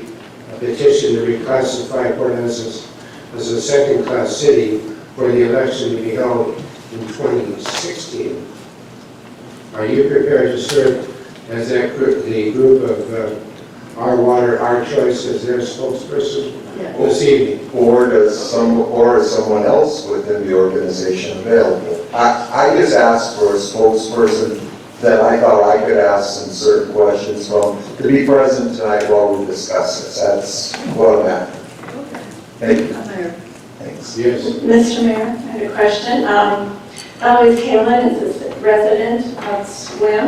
This is about the Port Angeles city government. I represent only the citizens of Port Angeles. Is there someone from Port Angeles who can be a representative? Just asking. There are members of the city. This has been turned in under a petition filed from the citizens that live in the city of Port Angeles. The citizens have elected her as chair. I think we owe her that much. Yeah, I kind of agree with that. I know that she lives in Swing, but this is, yeah. But she's going to get something separate. The organization is the entity that filed the petition. We have many members. And you are the designee? I'm the president. I would have no objections to having Dr. Caitlin answer some questions if we have some, but I would like staff to do their presentation first. Okay. So when the time may come, we'll get it back to. So let's continue then. Okay, staff is prepared to do a presentation. We'll have Attorney Bill Bloor provide that presentation. And I'm just going to read the summary in the council memo for the benefit of the audience. The citizens group, Our Water, Our Choice, filed with the city clerk a petition to change the city's classification from a non-charter code city to a second-class city. That group recently requested the city council to submit this proposition to the voters at the upcoming November 16th general election. To place the proposition on the November 2016 ballot, the city council must adopt a resolution and submit it to the county not later than August 2nd, 2016. August 2nd, 2016 would be, I believe, the first date of our council meeting, which is the first Tuesday in August, but that would be at the close of business. So this is our last regularly scheduled council meeting prior to that deadline. Thank you, Dan. That is a succinct explanation of why this is on the agenda tonight. It is because the petitioners, that is Our Water, Our Choice, have formally requested the City Council to place this ballot measure on the general election that occurs this year in 2016. So in order to make that happen, it would be necessary for the council to adopt a resolution and give that resolution to the county auditor not later than August 2nd. Since this is the last council meeting before August 2nd, but the last regular council meeting, it's necessary for you to at least consider the request and either act on it or not act on it. That's up to the council. But my presentation is about the procedural aspects of that. That I'm not going to speak about the substantive merits of a second-class city versus a code city, because the question that has been presented to you because of the request is a procedural matter. Do you want to put it on the election this year or not? And so just a little bit of background on this. Currently, classification means the class of a city, and there are first-class cities, second-class, third cities, there used to be third-class cities, and then there are code cities. And the classification simply refers to what kind of a city it is. Is it a town, a code city, or a first-class city? There are currently 194 code cities. Los Angeles is a code city. There were 9 second-class cities until last week, and last week one of the second-class cities changed to a code city. Port Angeles had been a code city since 1971, and since the code city option became available, no cities have reclassified. So basically what we're talking about is whether, and the statutes provide that if you do reclassify, you go back to what you were. So Port Angeles was a second-class city. It became a code city. If it reclassifies, it goes back to what it was, which would be a second-class city. And then I already mentioned this. There is a statutory definition of reclassify, and that is changing a code city to the classification it held prior to becoming a code city. That would be, Port Angeles would be a second-class city. The petition filed by Our Water, Our Choice asks to change this Port Angeles' classification back to a second-class city. Now, there are 2 ways that a city can change back to a second-class city. One way is the petition method. And that is what Our Water, Our Choice has followed. They have, or apparently they have followed that. And using the petition method, if you use that method, then the state statute says that the election on that petition shall be on the next regular municipal general election. Now, municipal general elections are held in odd numbered years. The general election that we are going to have this year are for other political entities, but for cities and similar smaller entities, the general election is held in odd numbered years. And so, by statute, if you did nothing else, and if there were no other issues that came up, this would automatically go on the ballot in November 2017, because that's what the statute says.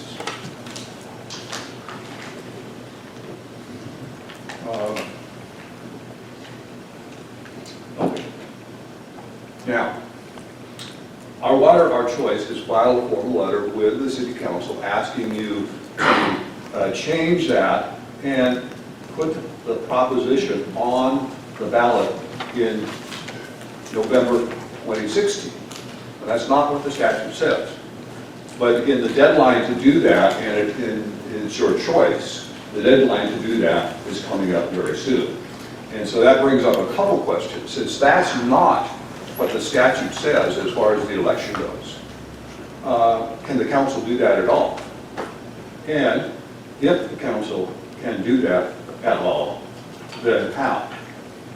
And the answer is yes, you can do that. And as again, I said earlier, there are two paths to reclassify the city. One is the election method, or the petition method, and that would be for the petition to go to the council or to the voters in the odd numbered year. The other method is by a city council resolution. So in that case, rather than having the voters decide that they want to propose that the city changes classification, which is the petition method. The other method is the city council resolution. In that method, the city council proposes that you are going to change the classification of the city. And if you are the ones who are sponsoring this proposal, then the statutes allow you to choose the election date. And so the way it would work is if you were to accept the proposal by Our Water, Our Choice, and in order to have this matter go to the election this year, you could do that. But the way you would do it is by sponsoring. You would have to change it to the resolution method. You would have to change it so that you would be the sponsor of this proposal. If you did that under the resolution method, then you could pick the election date. And the election date could be the general election in 2016. So that's how that would work. And so the question, and again, you can do that, or you can let the matter follow the statutory procedure that is designed for the petition method. And that is your choice. So for tonight, there's one question. Do you want to adopt a resolution sponsoring the proposal? And in which case, the election itself could be in November of this year. Now, I need to say that potentially, now this is the procedural issue. I need to tell you that there are other potential issues with regard to the petition. They don't have to be, there's not a deadline on deciding those issues. They could be brought up at any time. But for tonight, there is a deadline, And that is simply whether you, the city council, want to basically switch this over into the resolution method. So that's the presentation I have. Yes. Just a quick question. I've been thinking about this for quite a while here, and you mentioned that the state statute fixes the date to a municipal general election, and I was just trying to figure out why they would have done that. And knowing that our current election coming up for president is going to be very, very dramatic, I'm wondering if that's part of the reason why important issues like this, coming from a petition from the community, whether they don't want it to be mixed in with all the policies and politics of a general election. But I wanted to ask, if there's any reason that we know why the state statutes state that it needs to be a municipal.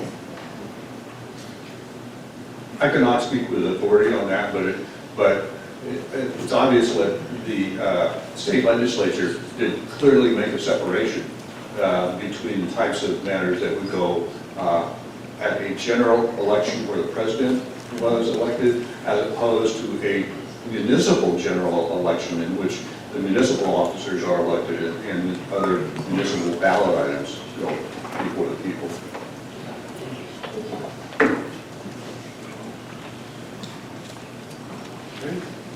Yeah, Mr. Whitten.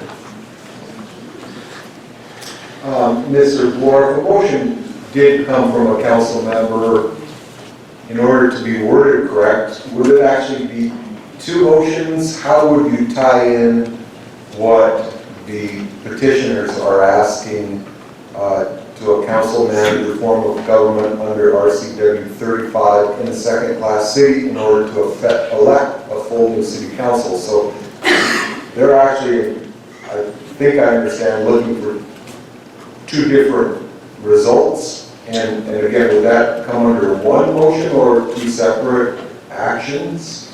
Well, as I understand it, the action that they are requesting is to reclassify the city back to a second-class city. The way the petition reads, they are expecting that as a result of that an election will occur. Now, whether that is a valid assumption or not, but that's not part of the action that they are requesting. That's not part of the action that would be part of the petition or the ballot title. That is something that they expect would follow as a consequence. And this is where the wording gets tricky, so I'd like to speak with Eloise if she's got a microphone. Mr. Mayor? Yes, Mr. Collins. Could Dr. Caitlin state her address? She never does that in the record. My official address is, the physical address is 160 Kane Lane. All the mail goes to a P.O. box. Is that Port Angeles or Swin? It's Gwyn.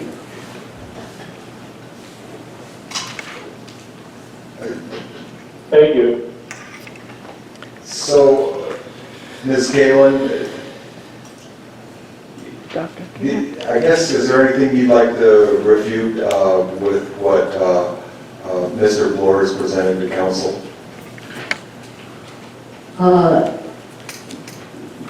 Actually, yes, and I've lost track of what I needed to refute on that one. Let's see. Mr. Bloor talked about the need for the council to sponsor placing the initiative on the ballot. The language, I think, in the RCW, which he faxed, no, he didn't fax it, he emailed it to Mr. Bloor and the council earlier today, says that you only have to have a resolution that allows you to do it. You do not have to become a sponsor of the resolution in order to ask for it to be placed on the ballot this coming November. Another thing too that I did get Gerald Steele, I guess, your attorney for OWOC, I did actually copy off the email and letter that we've all received here tonight. So I think I'm looking at a copy of the actual petition initiative that we've had, again, over 1,000 of our constituents sign. Listening to Mr. Bloor, I guess what I'm understanding is the RCWs, the WACs, that tell us to go to municipal election with the questions following on Sissy's few words there.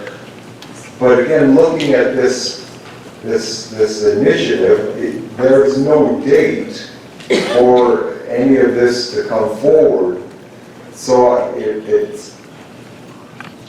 I'm kind of under the impression that in order to stay within the RCWs and the WACs, we'd have to go outside of the RCWs and WACs and put this out there.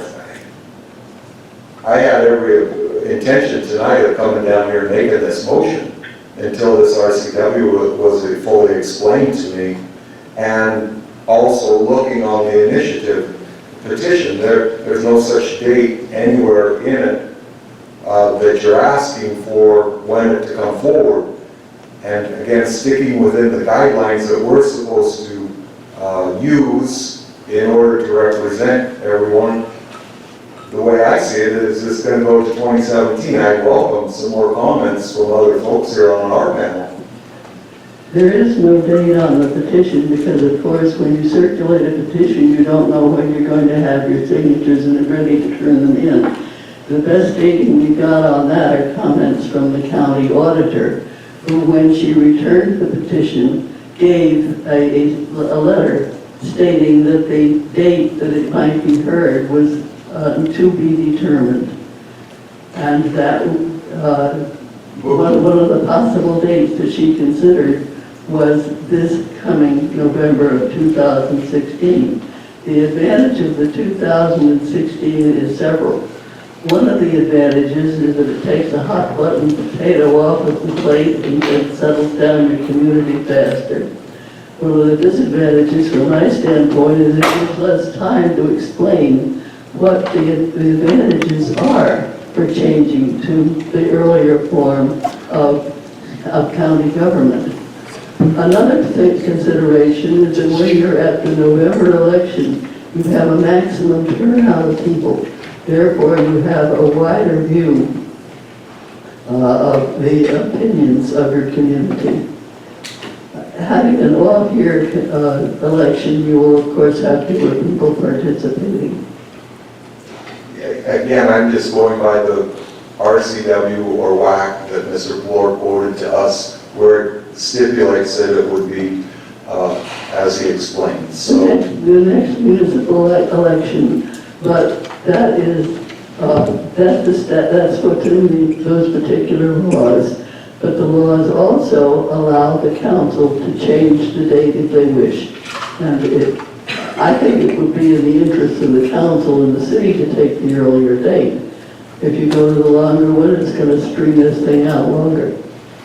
And then for the record, and I would like to state that I did meet with you, Eloise, and you, Mike, also 3 weeks ago. I thought I had something figured out, but it didn't work. So I'm still up here trying to figure something out for everyone, not just, you know, the people that don't want fluoride. So, yeah. I don't know, I'd open the floor for more conversation. I'll take that, because this, the second-class city has been called draconian. You know, Dr. Clallam, you called it a very draconian action, and I agree with you. It is a really huge change, and I don't think we need to step into this really lightly at all.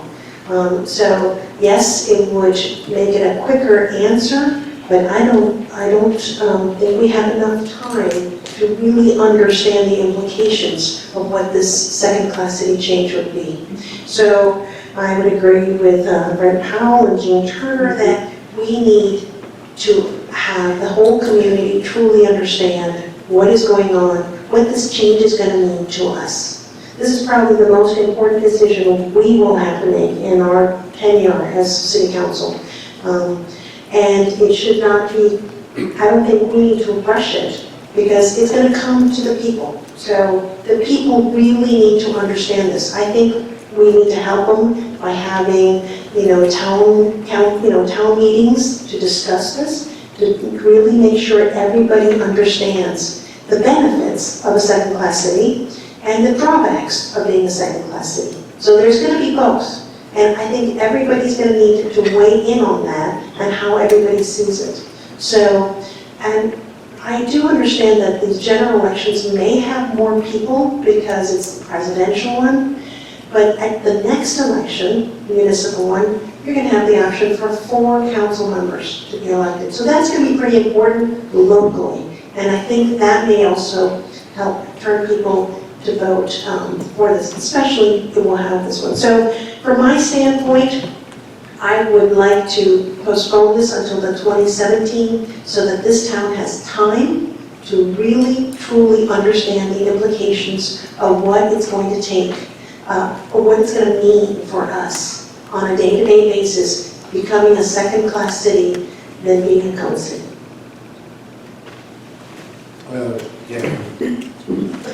So Dr. Clallam, with all due respect, I have a very, very serious question for you.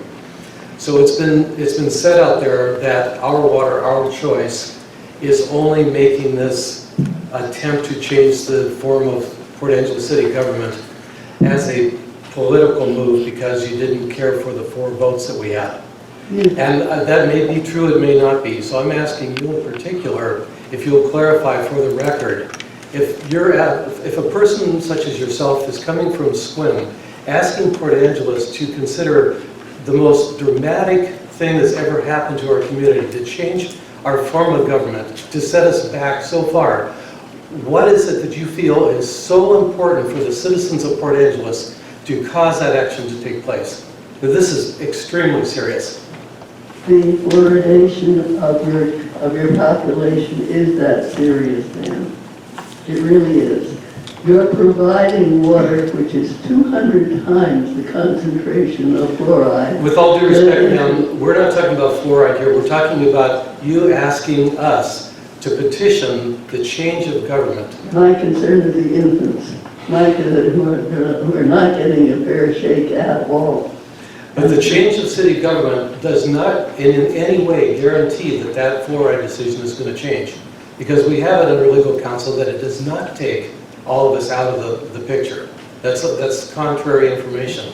So regardless of that, why would you want to go through such a devastating, serious thing for us when in reality, all we'd have to wait until is the end of next year anyway, and there's 3 of us going to be gone? We're going to be discussing this, the pros and the cons, and the people are going to get to choose. Nobody's forcing it down your throat except your own citizens after they have a chance to look at it.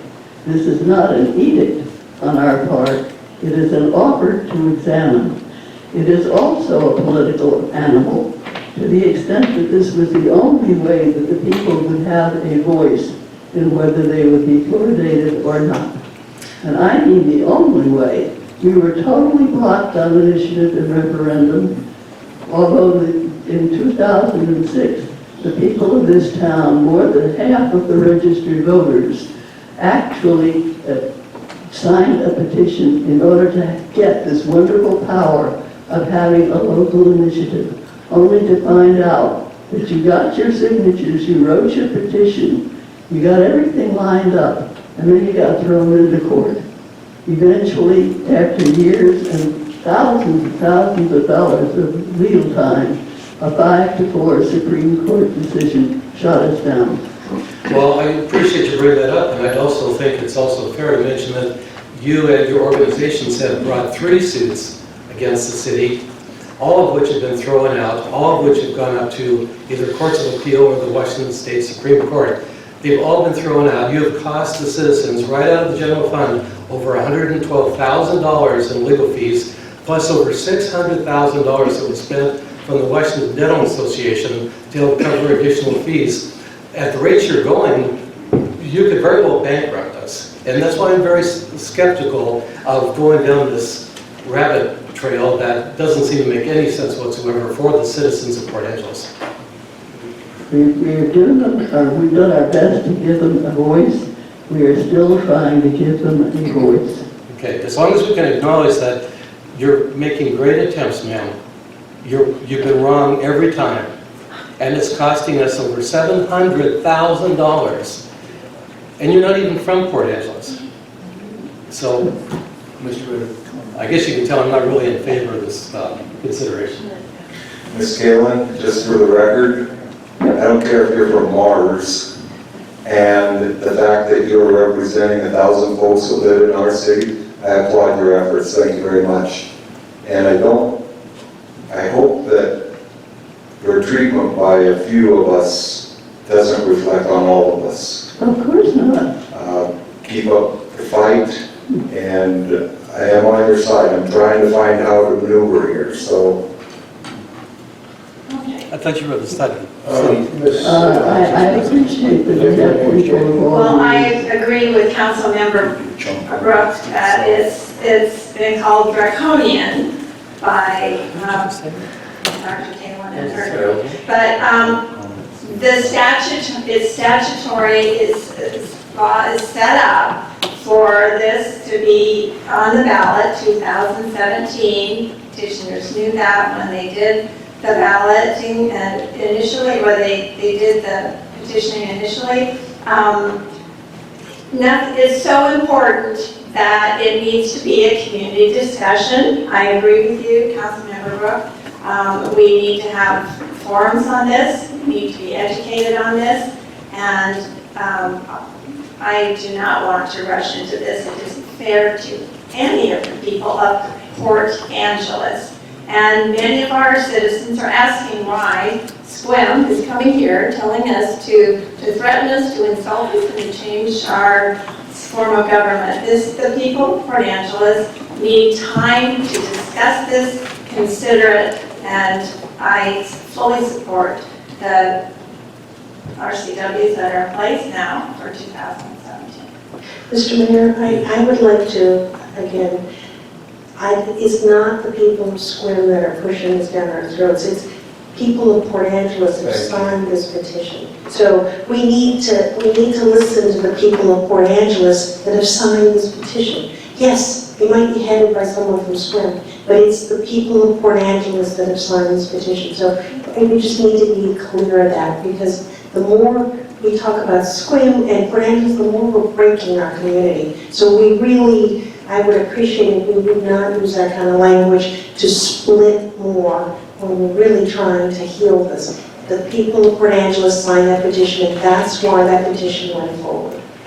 Regardless of who brought it up, they signed it. Brad, I want to make sure you're as included in this matter as you can do that. Do you have any comments? You know, my concern here is I'm going to be focused not on the issue of fluoridation at all, but focused on the issue of how cities run. I spent my entire career being a city planner, and the powers that are for an optional municipal code city are significantly greater than those for a second-class city. And you know, I think it's quite a poison pill to decide to cripple your government over a particular issue. I think that the election on the petition is going to have to take place in November of 2017, and I think that a better test of what we should do with fluoridation is candidates that are running for office in 2017. 3 of the 4 council people who supported the fluoridation continuation have acknowledged that they're not running for re-election in 2017. So it wouldn't take very many new candidates who support the cessation of fluoridation for that to occur. It would be a move to change the form of government to something that would make it very difficult with all the issues the city has to try to negotiate our way through the Alamo Dam issue, the landfill issue, the harbor cleanup issue, and it just goes on and on. As a second-class city, you're not going to have much authority to do those things.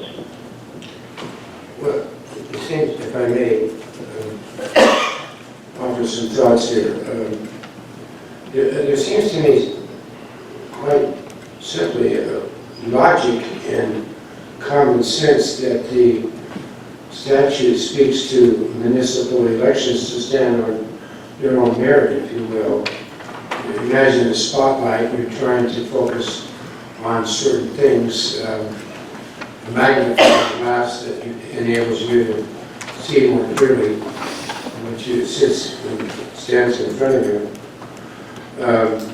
It seems to me there's purpose in this, that municipal elections are to be provided to do the very thing we're discussing tonight. This is whoever said it, I would second it, that this is an extraordinarily important decision.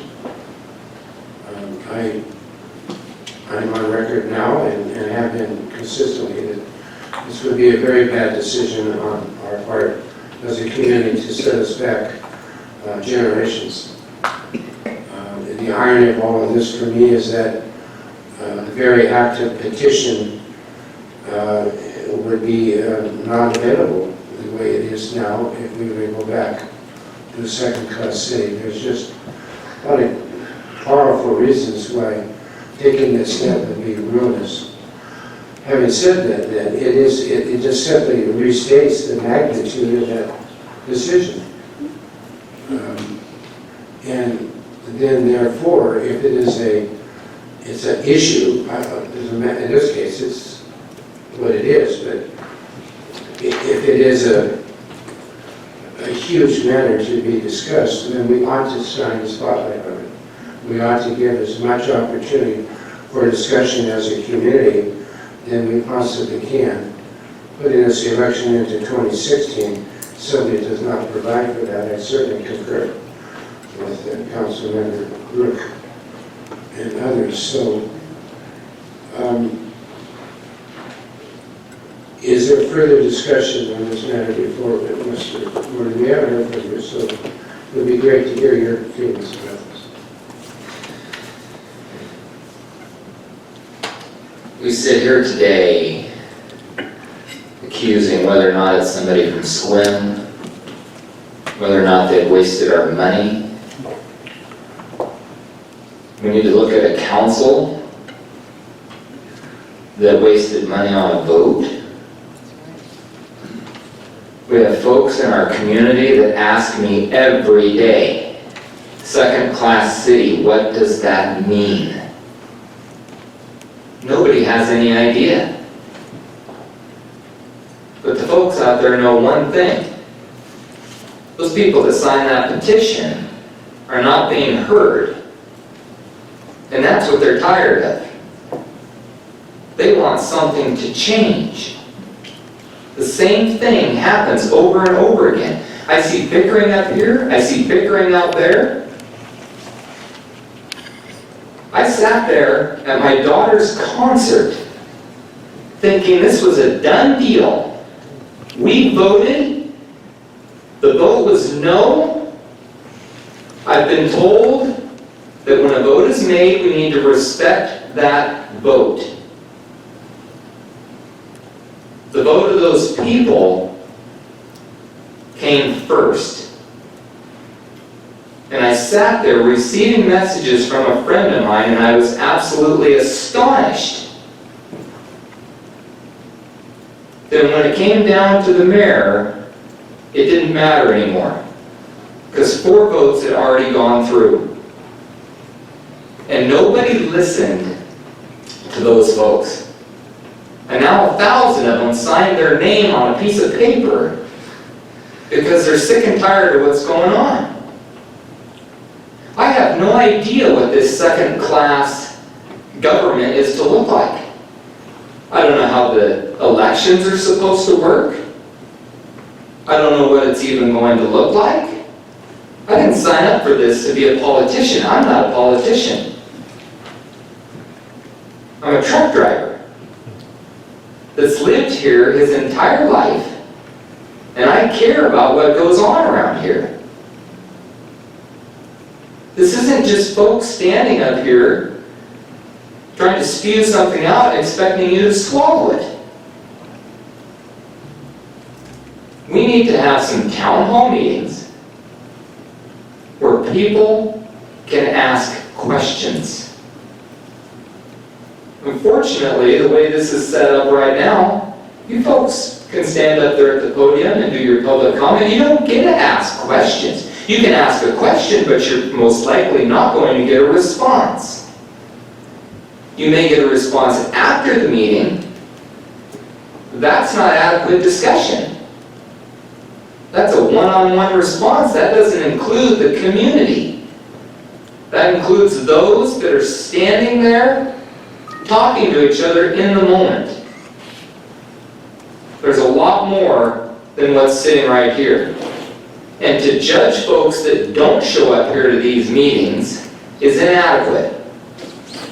Many of those folks have things to do. They have children, they're single parents, they work, they vote. And many of them voted. I am in favor of doing this in 2017, as the statute states, simply because I feel that the information needs to get fully to the public. And that means fair and adequate reporting in the newspapers. If that means we need to send out mailers, if that means we need to have town hall meetings on each end of town to make it easier for folks to get to, whether it's on the new television station that we have so that folks can be informed. Many folks are elderly, they can't get out. Dr. Clallam comes, she has someone drive her here. A lot of folks don't have that where they can't drive at all. So 2017 is when I feel we need to look at this.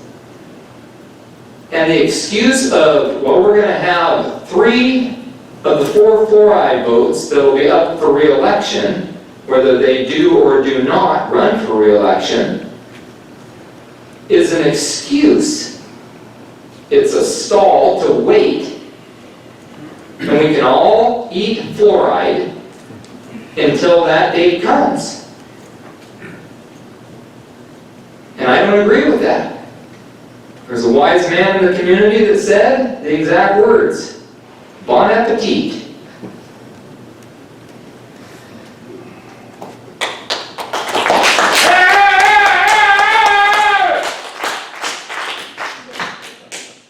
Any further comments? I think you just argued 100% for my stance. Thank you very much. I appreciate it. Mike, thank you. I appreciate your passion. Mr. Mayor, do we need a motion? Well, I would entertain a motion at this Then I point, move- unless there's further discussion. We can still have discussion after Okay. motion, as Robert's Rules of Order. I move that we leave the petition to be voted on as the state statute fixes the date for a municipal election, which is November 2017. I'll second that. Is that necessary? That's point of order. This is, I thought we just reviewed, this is under RCW and wax. Is this necessary, Mr. Ward? You're given a clear mandate from the legislature, the way I understand this. Well, your options are you can take no action at all, or you can pass a motion saying that you will continue down the path of having it on the 2017 general election. Either way accomplishes the same thing. Well, I guess I'm not understanding, because just 10 minutes ago I was told wax and RCWs cover this initiative once it has enough qualifying people. That's correct. That's why I said you can take. So why would an action would be supplemental, is that correct? Because again, we're under legislative directive. to put this on the 2017 ballot. Is that what I understand? You may take no action if you choose, and it will go on the 2017 ballot. The reason that we brought it before you tonight was because there was a request from our water, our choice, asking the council to take specific I was action. just trying to finalize the discussion. I can withdraw my motion. So in essence, the If only we motion- don't need it, we've had a good vigorous discussion. I was just trying to make it very clear. So I can withdraw my motion. It's not needed. The state statute gives us clear direction. Thank you. Mr. Mayor, Yes, Mr. Collins. I agree with Mr. Witham. I think that there's no turning back. Once the petition was filed, the voters are going to have this in front of them in November 17, or 2017. And I think, Councilman Meredith is correct. It's going to go forward. There's nothing the council can do. And so I think no action is totally appropriate. That's correct. And the only petition we really need to have sponsored would be one that would move this election to 2016. Which is very, so I think we have virtually a unanimous consensus, if I understand this right. Okay, thank you. It's now a bit after 8. We've been at this for a couple hours. Some of us have been at it for an hour beyond that. I think it's appropriate for us to take a bit of a break, so we will reassemble ourselves at 8:50.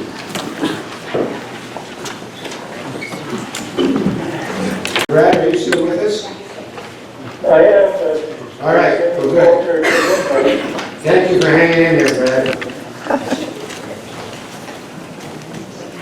We are now under other considerations. Item I2, the International Association of Firefighters, local number 646, labor contract. Approve the contract is item I3 in our package.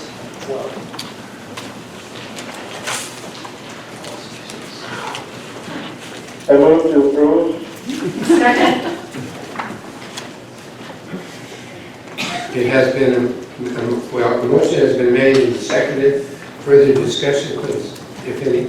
I would like to compliment the staff and the International Association of Firefighters Local Number 656 for working together to come to a good, reasonable contract. So they worked hard on this, and I thank you, staff, and I'm grateful for that.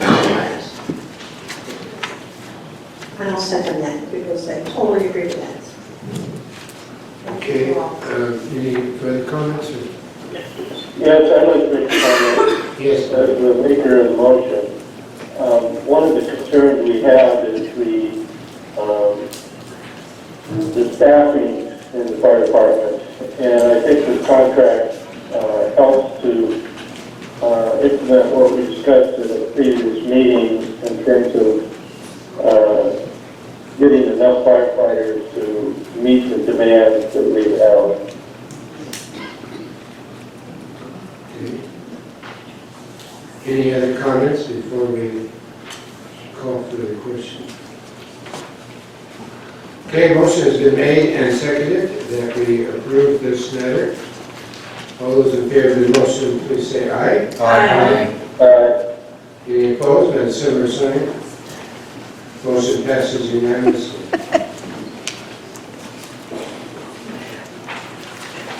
Item I3 is the Teamsters Local Number 589. Mr. Clerk, Mr. Mayor, Yes. remember Local 589, so I'll be recusing myself for this. Okay. If there are any cookies out there, please leave a couple. The chocolate chips are on. Only chicken, they are? Yeah. Well, then I'm sure.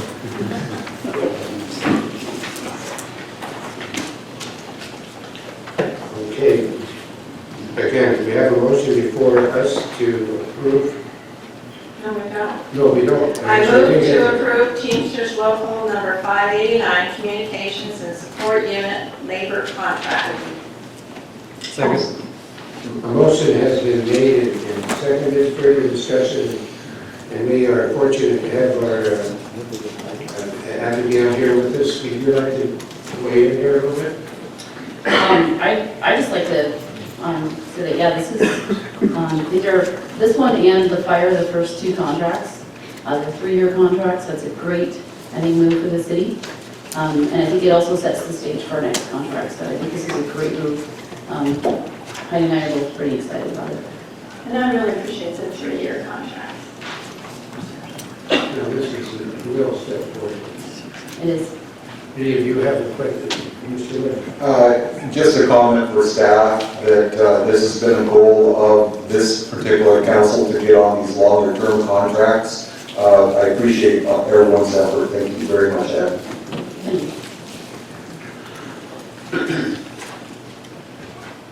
Brad? Well, I just want to add that I appreciate that the various bargaining units are working together with the city on a package that makes sense in terms of the total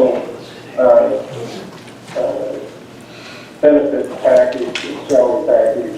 We tried to study this a few years ago and we got nowhere, and I believe the contracts represent what we were trying to do, so I appreciate it. Okay. Are there any further comments for the occasion? So the motion has been made and seconded that we approve the contract for Teamsters Local 589. All those in favor of the motion, please say aye. Aye. Aye. Any opposed, same sign. Motion passes unanimously. We have Councilmember Meredith. Somebody retrieve Councilmember Meredith. Everyone out of chocolate.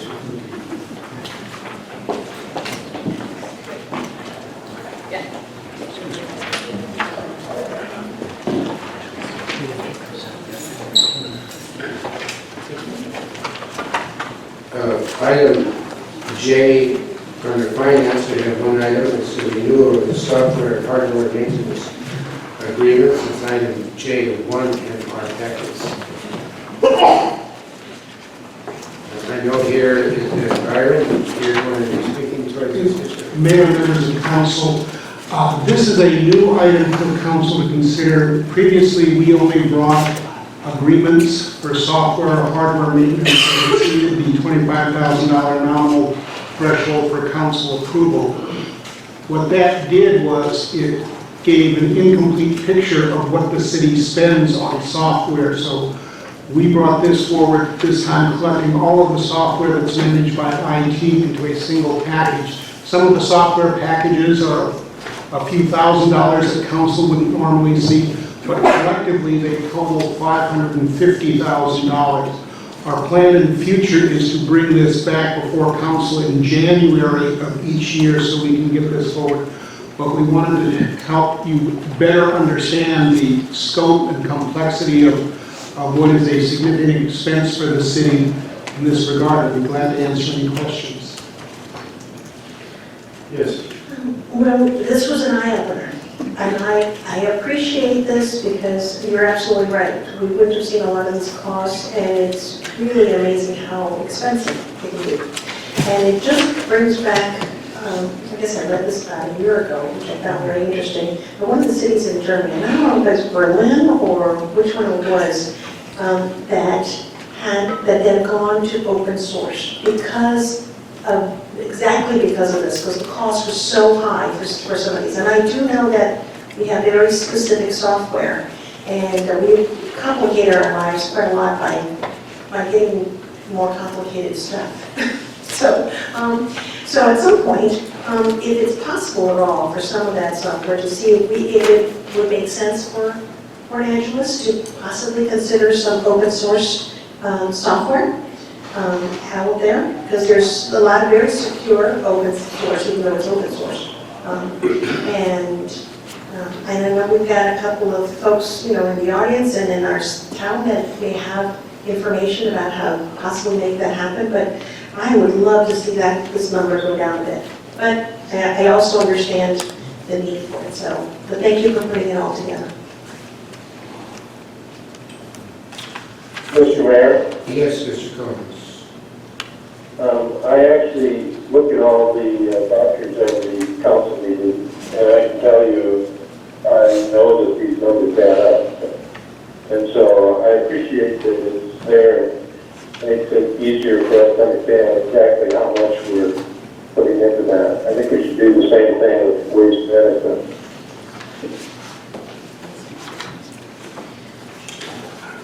All right, Mr. Case. Byron, a quick question with regards to our page J3 and J4, where there's some tallies at the bottom of J4. Actual fiscal year 2016, just over 200,000 with a budget of just over 500. Did you save that 300,000, or is that in some other category? At this point, we have not yet paid those invoices for all of the software that's listed.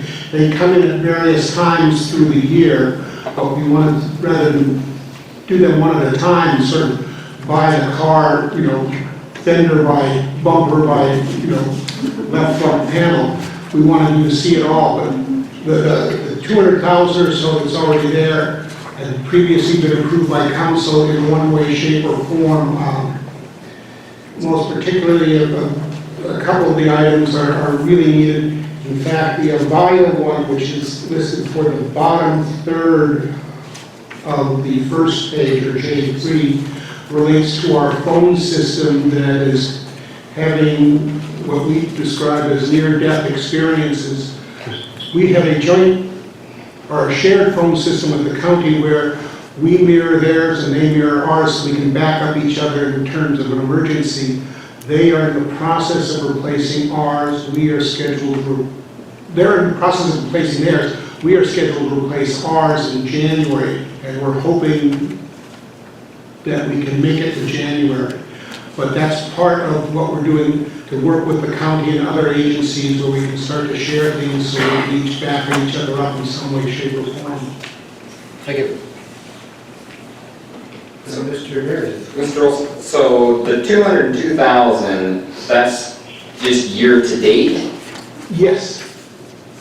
Okay, but we're still expected to hit that $500,000 plus mark. You'll see the large number for what's called SunGuard at the top of the first page, or J3. Yes. That doesn't renew until about the middle to latter part of August is when we get that invoice for that. So that'll then take it up to 350,000, 360,000, and the rest will follow along during the remainder of the year. Okay, yeah, I think I was with Mr. Gase thinking, did we save $300,000 on something?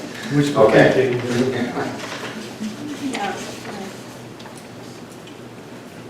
Any further comments, questions?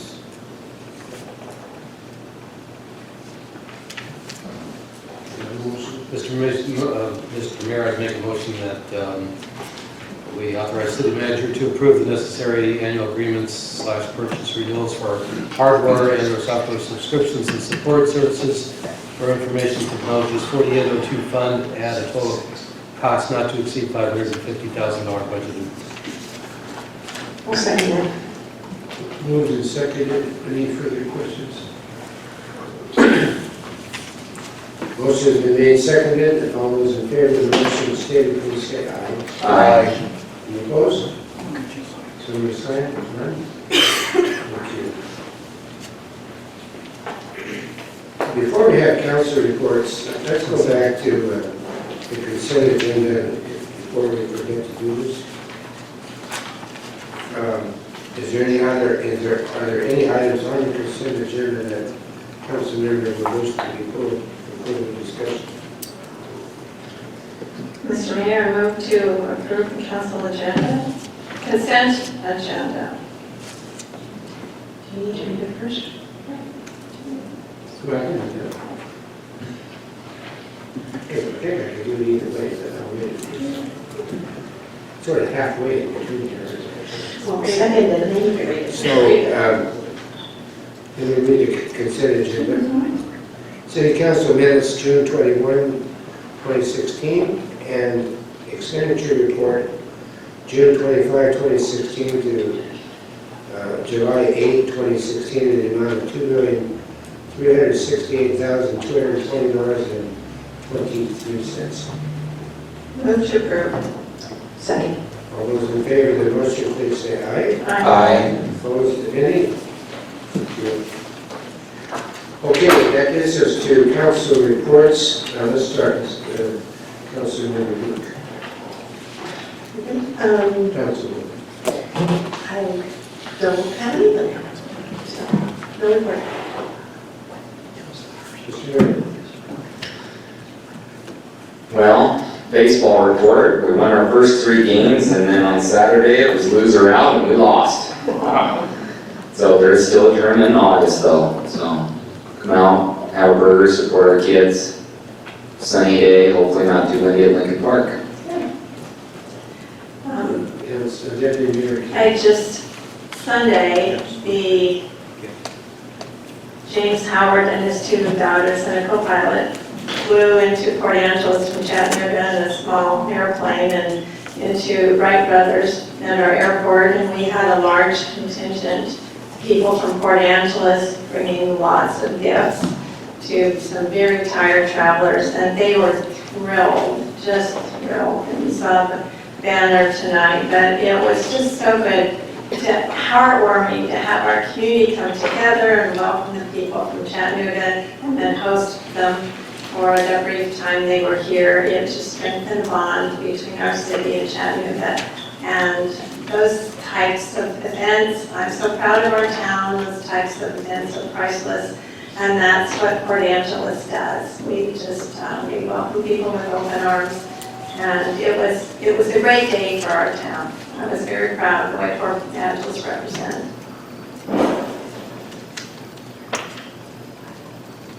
Mr. Case.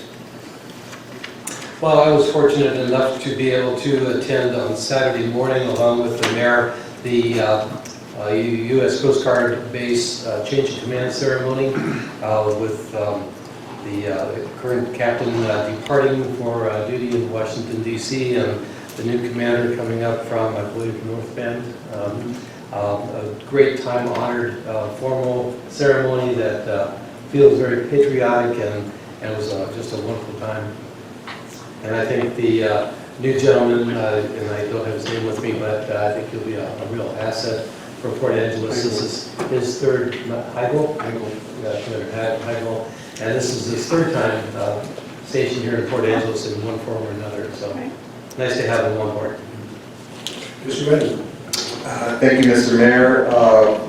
Kind of got a message tonight for everyone that's here. I'd like to attribute this quote to one of our founding fathers, Thomas Jefferson, and I think it'll help some people understand what council action has been like. So Thomas Jefferson is quoted as, "Politics is not ruled by the majority." And then he comes back and he says, "Politics is ruled by the majority that participates." So, having said that, I know that the primary election ballots are out, and I hope everybody, I believe you got 2 more weeks to vote, and I hope you will use your right. There was some earlier comment. It's the U.S. citizens. Voting is a choice. We're not required to vote in order to remain U.S. citizens, but the fact of the matter is the people that do show up, pull the lever, and vote are more invested in this community. So I believe that reflects some wonky math we've been listening to. Thank you very much. Mr. Collins. Well, I would just make the note, since I wasn't there to greet the Chattanooga folks, that I'm hoping that we will have another shot at being the #1 outdoor magazine in the community again, and enlist the help of Chattanooga in getting us there. It's true. Chattanooga does a great job, so if we have Chattanooga and Port Angeles both working together to Port Angeles, I think we do it this time. Well, I quote again from Mr. Howard's email to me. I'm proud to say that in my book, Port Angeles is the #1 town in America. He really means that sincerely. There's several in the audience, particular particularly Leslie Robertson and Jim Johnson, and those of us at Dias who have had the extraordinary good fortune to meet those folks from Chattanooga. They are, I know that James Howard was extraordinarily moved by the reading he received. We both felt honored to be in each other's presence. For me, it was one of my most special and memorable experiences. And I will long remember it, and I want to thank Young and Leslie for all that they did to make it special.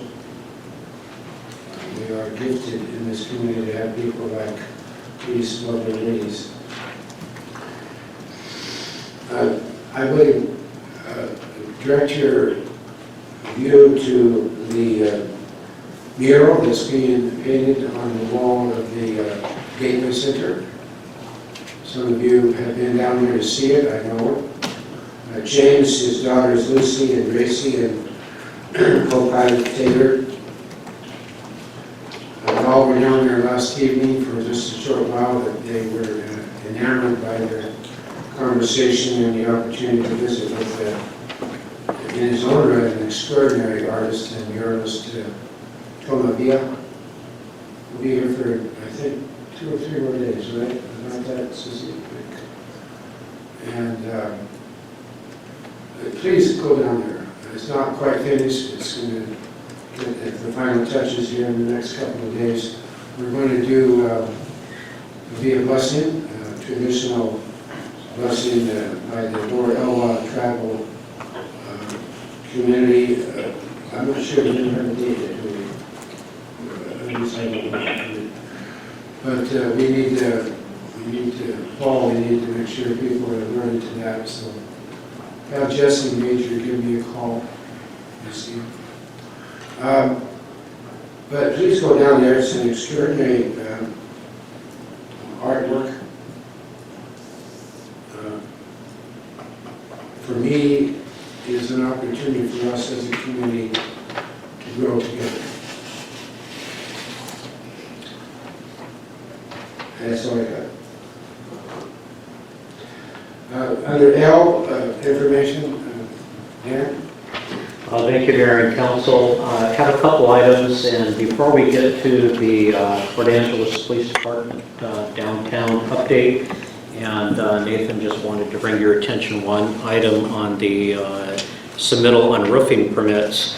I just wanted to go over our action item that came out of tonight. So based on tonight's discussion by the council, we will be adding fluoridation of the city's municipal water supply to the next agenda. That should be the August 2nd, I believe, council agenda. Also, to bring to your attention that our Chief Financial Officer, Byron, has been appointed by the governor to the Select Committee on Pension Policy in the state. He does represent municipal employers. He's the AWC representative, and the policy recommendations that come out of that committee, very few people on that committee, by the way, the policy recommendations that come out of that have a lot to do with how sound our public pension program is, and also how they impact local employers. And I believe that he not only will represent Port Angeles well, but all the cities across the state. So that was a really nice appointment. And with that, Brian, you want to go over an update? Yes, Mr. Mayor, members of council, we were asked to check back in about 30 days, I believe, on our downtown efforts. And so it's time to do that. We have a downtown emphasis. You know, you've seen us down there on foot, and we looked at putting this emphasis into some goals and objectives, so it would make sense as to what we were trying to accomplish. Negative impacts of panhandling and trespass, and reduction in the complaints. Most of the complaints we get from people telling us, not calling the police necessarily. and then expanding our trespass program. Secondary goal was we were asked specifically, to determine whether our current ordinances are adequate to mitigate, problems associated with panhandling, and I added trespass because I think they're one and the same, activities. So, the last 30 days, not that much difference in who calls the police, about panhandling and, 10 calls for service. The big thing is I believe, and I hope I'll hear maybe back questions or some feedback, there's much less visible overall behavior. I mean, much less visible. Our trespass program, which we really just rolled out this spring, we've got, 5 businesses that are participating, 5 more that are in the process of becoming part of that, and we're going to expand that, hopefully to everybody that's got trespass problem will be part of our trespass program. Little typo there is actually June 21st through July 19th. 9 officers split up about 52 hours of work on foot patrol, and what we want to accomplish the next time we're here, the 60 days, to have an assessment of, quality of life perception, from business and other downtown stakeholders about the idea of panhandling, trespass.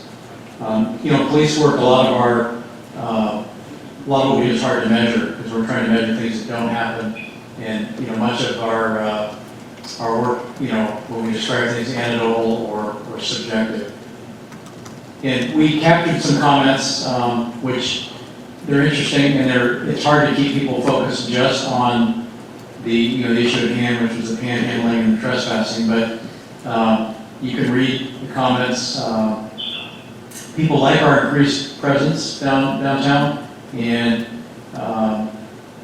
there's other concerns that people have, based on us having an urban environment and having problems that are associated with an urban environment, that addressing panhandling and trespassing won't be the only thing that we have people concerned about.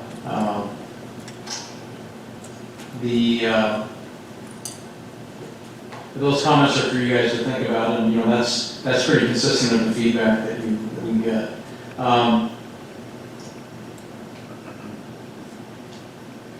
So I think that's our quick update. The idea was just to give you a snapshot of what we're doing, and obviously, if you have any questions or things that we haven't considered. Brian, can you go back to the slide, the next one? No, the other way. Oh, the other way. Okay, What are we looking at? So that slide was to address if you had questions about why we wouldn't say deploy more resources in this emphasis. That's our call for service for the first half of the year. It shows an increased workload that the slide that Sergeant Beta showed last time, the mobile computer with the calls stacked up and 4 officers, panhandling and trespassing will fit into a priority list that'll, like today, 4 officers were handling a pretty substantial call load, so to address like a complaint of trespassing or panhandling, it goes into the priority list, and those can be challenging. That's why we think dedicating resources to to the area, which is our future, is to have resource officers attached to each patrol team and spend a percentage of time down there on regular patrol or on revenue funded patrol like we talked about last time. Okay, any of the council members have a question of Brian?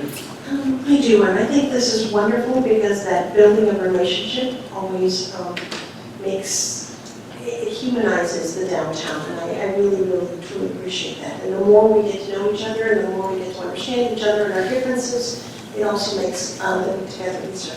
The one thing that was brought up at the last meeting, right, what was the last council meeting I went before, was Jim's Pharmacy, and I was really surprised to hear how hard they're having it. And I realize it's not quite downtown, but this was, I guess, another area that I'm hoping that whenever you guys get time. I was, like I said, I was very surprised when folks came here and talked about it, how bad Understood. the situation was. So from the trespass program that we established, actually started with Jim's Pharmacy. We worked with them on getting the signs in and the notion that people who aren't lawfully present on the property, we didn't have to deal with them individually, but you either follow the rules as they established it. I mean, we think that's been very successful, and I mean, they could tell you more, but we, at least that part of the problem is more manageable right now. I appreciate that, because I had heard that, and I was thinking, well, that's not in downtown, but it's sort of, but not really, so thank you. Glad to hear that. I agree with Sissy. There's a lot of things going on that aren't just in downtown. There are the same, I don't know if they're living palaces or what they are, but they're mobile units that people are either selling things out of or living in that go from block to block to block, and they move. And you see them at the Walmart, down by the hospital, Jim's Pharmacy, at the Safeway. And it's the same folks over and over and over. And I'm not sure what the solution is. I see that it's 14 days. Is that a city code or is that a state Well, law? what you're referring to is the city ordinance about how long you can be on the street. And we work very hard to maintain vehicle being compliant with the ordinance. If it's not inoperable, it's much less time. And one of the things you're noticing, I think, is that the community is more engaged on reporting those vehicles and calling us. And so, well, it appears that we deal with the same thing over and over again. The benefits are that we're able to get more compliance. And I think we're thinking in the immediate sense about two particular vehicles, one that wound up on private property. And interestingly enough, the one that was on private property, one of the social workers helped that person get it towed to an appropriate campground. I mean, that was something we hadn't even considered, that we would actually get help to pay for the tow bill to get that person, not occupying private property. Well, thank you. I mean, it's just simply an observation / complaint from some in the community. Understood. Mr. Mayor? Yes. Brad? Go ahead. I didn't get to see the report, but I was listening, and it seems to me that if it's working downtown, maybe some of the same approaches downtown could be used between Desert Electric Park and Salvation Army on 2nd Street. It seems to me that, from my experience, that's an area where more police on the ground walking around might actually help. Well, it's clear that there's quite a number of people that spend time at Salvation Army. I think they're there for lunches, programs, and breakfast as well. But has there been some lessening of complaints or concerns by the folks at Jim's Pharmacy? Tell me about that. Well, as far as that particular business, I mean, you've heard from them, and we've, through a period of years, have tried to help them mitigate, the complaints. That particular area has a lot of police calls for service. I mean, you guys know that. We work with another business and Jim's Pharmacy to deal with the trespass issue. Our presence in that area is probably the highest amount of police presence in the city. I mean, so our interest in problem solving with everybody there is very high. I have the same complaints that Councilmember Meredith has about certain vehicles, and there are also Jim's Pharmacy complaining about vehicles that will park across the street and just stay there for days, and multiple people are surrounding it. So that's on Second Street between Peabody and Vine. That's actually a commercial block. Would it be possible to have 2-hour parking zones on that block since it's commercial? Is that something we could consider in the future to help people not stay there for days? Absolutely. I Okay. mean, that's, regulating the. It's not a residential block. It goes from the post office to the Salvation Army to Jim's, and if we could maybe move the downtown 2-hour parking up there, would that facilitate people? 2 hours is plenty of time to go in and have lunch at the Salvation Army Anything that allows us to or Jim's. anything that allows us to deal with people and ask them to comply with the rules helps the problem. It just might move things along. So I just thought I'd ask and see if that would facilitate some progress. Any other questions of the,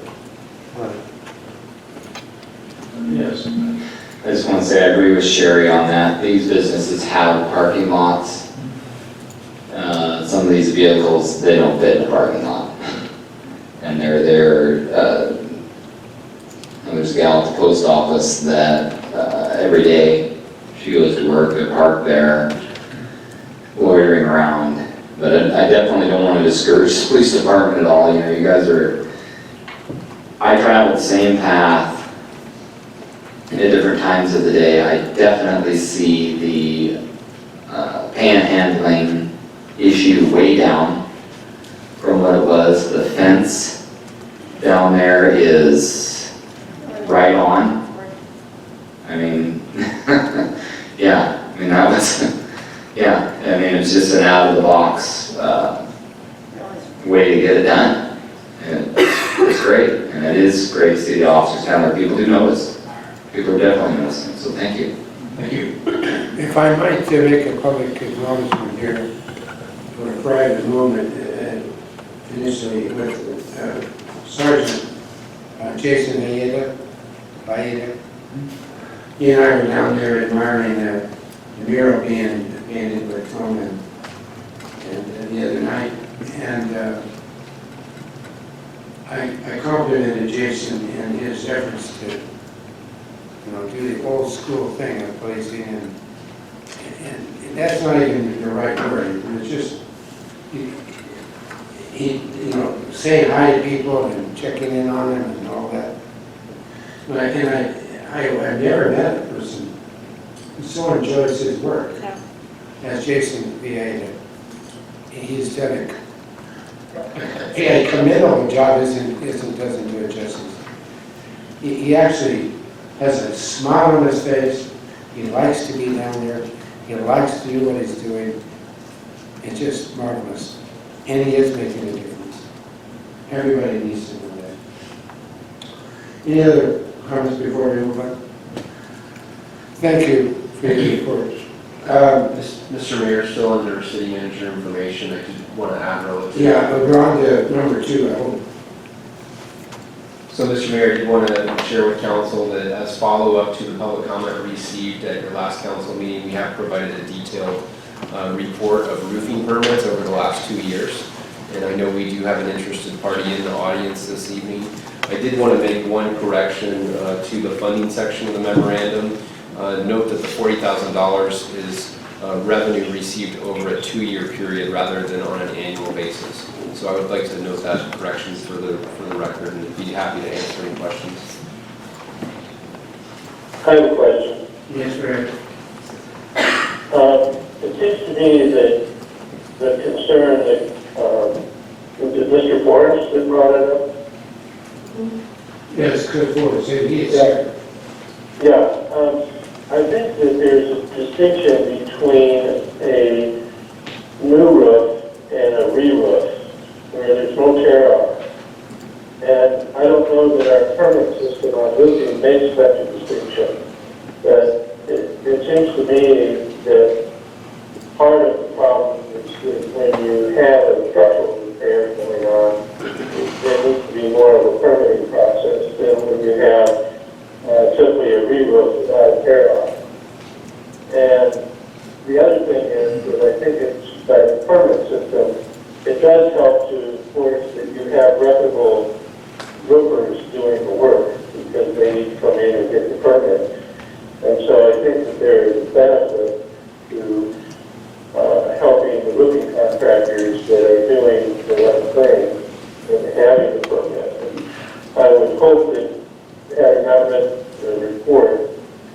that we can make a distinction between somewhere complete roofing job versus one where a permit is just looking at what's being done, not really looking at the structural issues. Any other comments? I guess just taking up that, because as I was reading this report, some of the checks that some of the inspections do are supposed to be verification of roofing layers. So if it's a re-roof, who's checking how many layers are on that roof, and things like that. So I'm not quite sure, but I would like to ask Mr. Forrest if he was able to speak with the North Peninsula Builders Association to see what their feelings on that were. Oh, yes. Yes, I've talked to them. I'm a member. Okay, sir. Again, to the record, your name and everything. Okay, Cliff Forrest, 2537 Black Diamond Road, Evangelist. And yes, I am a member of the Home Builders Association. And yes, I do have the support of the Home Builders Association. I've had a word of mouth. I don't have anything in writing. I don't know what else to say except I've been in business here for 46 years and I've never liked them. You will not find a roofer here that likes them. And I think, I can go through all of it again, but, we don't have to get them in the county. There is not a problem with not having a permit. And is there any issue with as Brian was mentioning, the re-roofing versus just a brand new roof? I was confused with what he was trying to say there. Because a brand new roof, I think of it as being a brand new house being built. Or a tear down, I guess, it's taking all the layers off. Right. And that has fluctuated over the years. Even at one time, we were allowed to put 3 layers of roof on. And I don't know what the code is now because I don't go over anything. I tear off even if there's 1 layer. I don't. That's just the way I do things.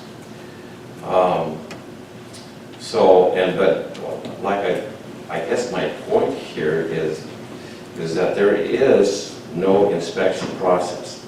And I don't think there's one needed. I mean, basically, you don't hear any complaints in the county for not having a permit and not being inspected. And there's no inspection really going on in the city. The inspection in the city is they get out of the car, they walk up the door, and they sign the permit off. And they turn around and go back into the pickup. They're not allowed to go up a ladder to look at the roof.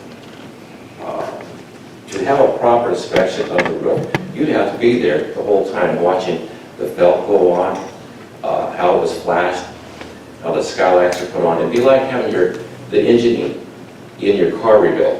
And the inspection would be, you lift the hood and you go up and you go, yeah, that's all new, nice and shiny looking. You don't know what went on in the engine with the rebuild. And that's basically what's happening with the re-roof, with having a roofing job. After the job is done, the city inspector comes by. He can't see what went on underneath there, what wood got replaced, if the whole roof was felted in. He's not even allowed to go up a ladder to look.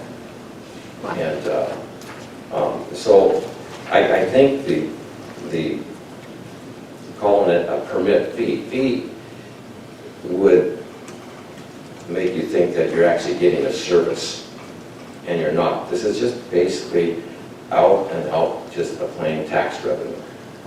And and that's my whole point in this process, is that people in the county don't have to pay it. I don't think the city residents should have to pay it on the same level. These people, many of my customers have to get a home loan or refinance their house, home equity line of credit. When that's included in that, by the time they pay interest, that $200 to $300 permit has grown significantly. These people are creating jobs, and they're hiring people in the community to do a service for them. And I think I pointed out last time, and I pointed out to Dan, because Dan is in the real estate business, that these people can hire people who are licensed, bought, and insured to inspect their whole house from top to bottom and get a thick packet, explain everything wrong house for $300. And they're liable. They're license bonded and insured. They're liable for what they inspect. If a roof leaks, they don't call the city of Port Angeles. The city is not liable for anything. I just think it's an injustice that people in the county don't have to pay it. And the city residents have just escalated through the years. My average permit when I want to get them is anywhere from $200 to $300. I paid for one yesterday. That was almost $800 because I have to remove 45 tons of tile off this roof to re-roof it. And so labor costs went up significantly. The inspection is still going to be the same. The inspector's going to come by, get out of his rig, maybe look up at the roof, go in and sign it off. And that's almost $800. I think it's injustice. And that's my whole point. Thank you. Mr. Can I clarify?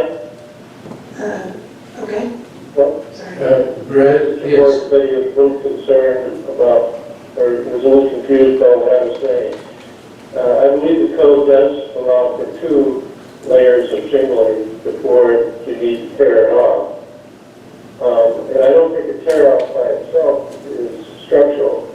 So if you do what he's doing and you just tear it down so that the sheathing, I don't think you're going to change anything structurally, and I think that the permit should be very inexpensive if not, it's a matter of filing with the city to show what you're doing without a significant fee.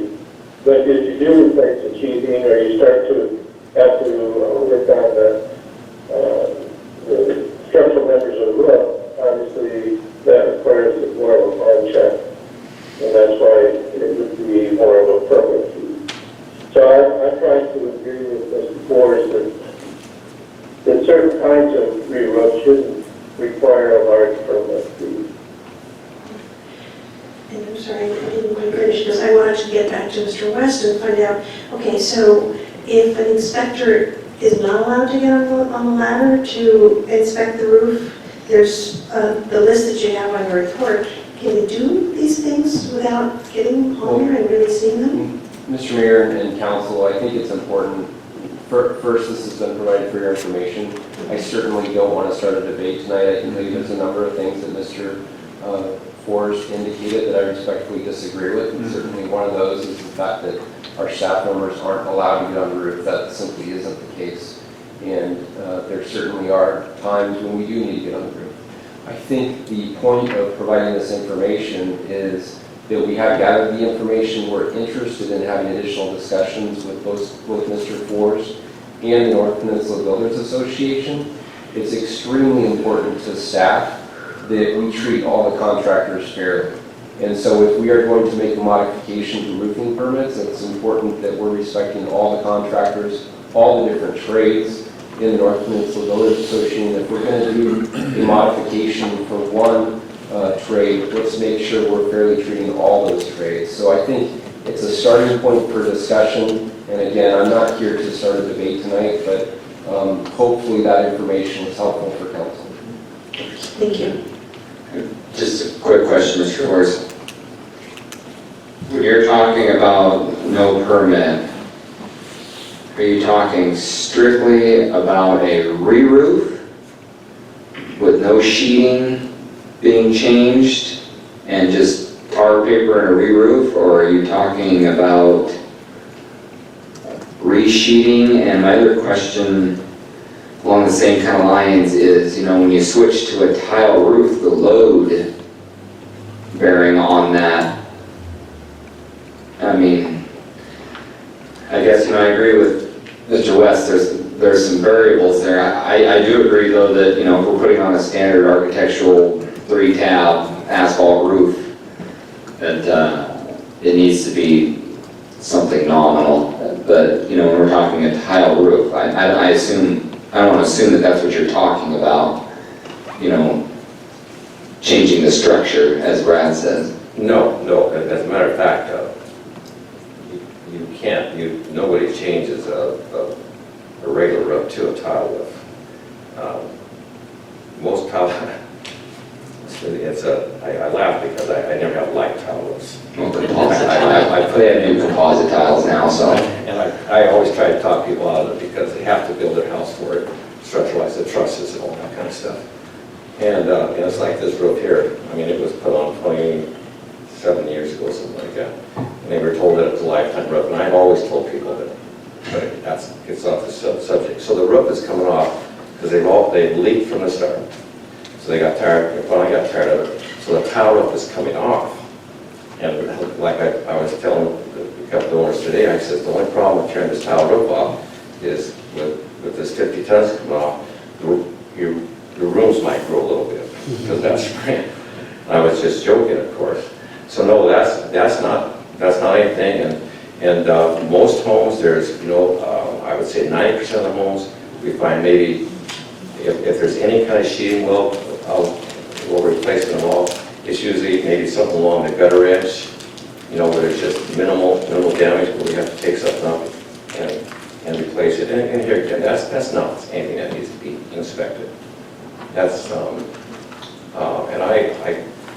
to me, this is my profession, and I do it all this time. It just, I don't want to overcomplicate it, and I think people who aren't in the trades think that it's and I get this, a lot of people think when I come to do the roof, how many weeks is it going to take? I go, we're just going to be here today, just today. This is not rocket science, and it's not complicated. It's just really basic stuff. Thank you. I definitely agree with Mr. West. This is a good starting point to.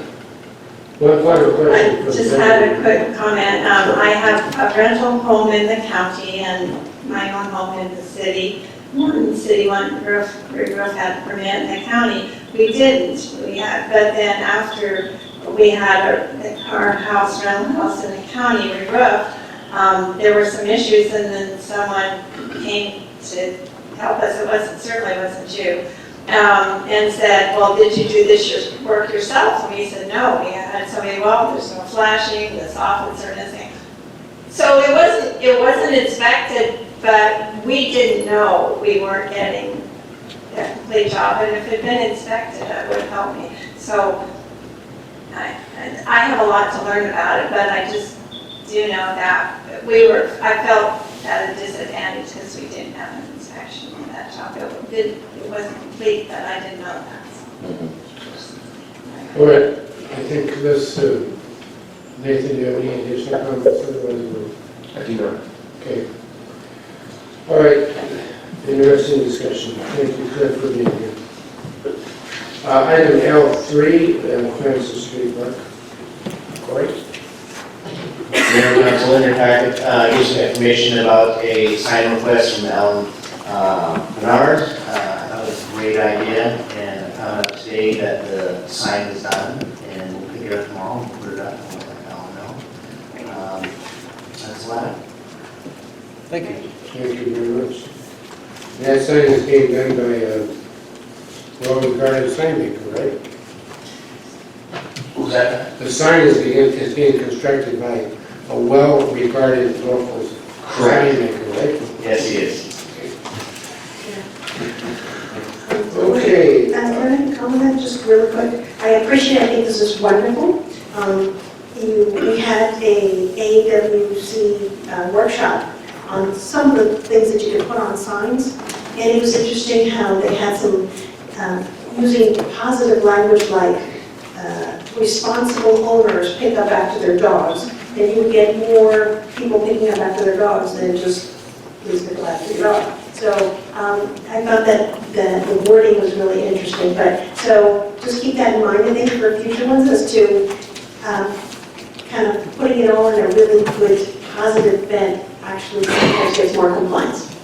So, but thank you. Any other further comments, Cody? No, I do not. Okay. We are at the second public comment period. Is there anybody in the audience who care to come forward? Again, for the record, state your name and your address. Marilee Smith, P.O. Box 2498, Port Angeles. First, Councilmember Gates, what was the number you gave blaming Our Water, Our Choice for costing the city? The number that was provided to me by the city finance department was a little bit in excess of $112,000 on those 3 court cases. And then I was supplied with a number of $600,000 additional fees that were paid on behalf of the Washington Dental Foundation to help the city cover those costs. And how much would it have cost if it had just gone to the ballot and let the people vote? The group didn't give that opportunity. This is lawsuits started by these groups over the last 9 years. There was a petition requesting it to go on the ballot. That's where all this came from. No, ma'am, I'm sorry, you're wrong on that. There's other lawsuits that were started by the anti-fluoride groups. I've got it all documented. I'd be happy to share with you. Am I wrong? No, there was other. Yes, there was a petition, because I remember signing it and I remember being there. So there was a petition. There was a petition, and it was deemed requesting a problem, so that caused the city to basically sue to prevent the petition. Why? That went through the court system. Why couldn't we just? I don't know why the Superior Court threw it out. I don't understand that. It's like. Let's take this discussion on. I will go a little further. Here's the thing. You did blame that the group of citizens asked for a vote and the city fought it. And the city fought it all the way to the Supreme Court. No, ma'am, that's not what I was referring to at all. I've got pages of documentation on all this. If really it had gone to the vote. No, this is not the appropriate time It's just to have a this question. discussion. I'm trying to clarify things. I'm an audience member. I need a clarification here. If it had gone to the vote, then, 10 years ago, would this even be an issue right now? Because what's been a consistent theme is that the people aren't being heard. And with the people not being heard, you're not representing us, and that's what your job is. Well, initially, You're this not was a doing the different due council. diligence. I'm talking to And the they group were now. heard by 3 different courts, and the courts threw them all out because they didn't make any It takes sense. 2 people to fight. In this case, the people asked for something, the city said no and fought them. Why? We had a straw poll. How much did that cost? It cost us, I've heard, $10,000. And you could have structured that poll so that it would have made sense and you didn't have to discount it. There are a couple of you going, oh, well, it was a flawed survey. What comes out to this is we are having repeated council, the council doesn't listen to us. They don't want to give us a fair shake. I'm really looking forward to next council meeting to see how the vote goes. Thank you.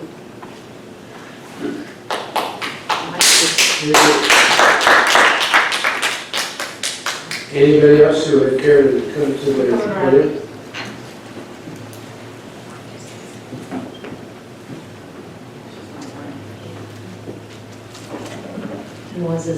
110 East 13th Street, Port Angeles, Washington. I just wanted to say something about what is happening downtown. I don't know if the goal is to reduce the crime. To me, the greater goal is to make police officers sort of a normal part of people's daily lives.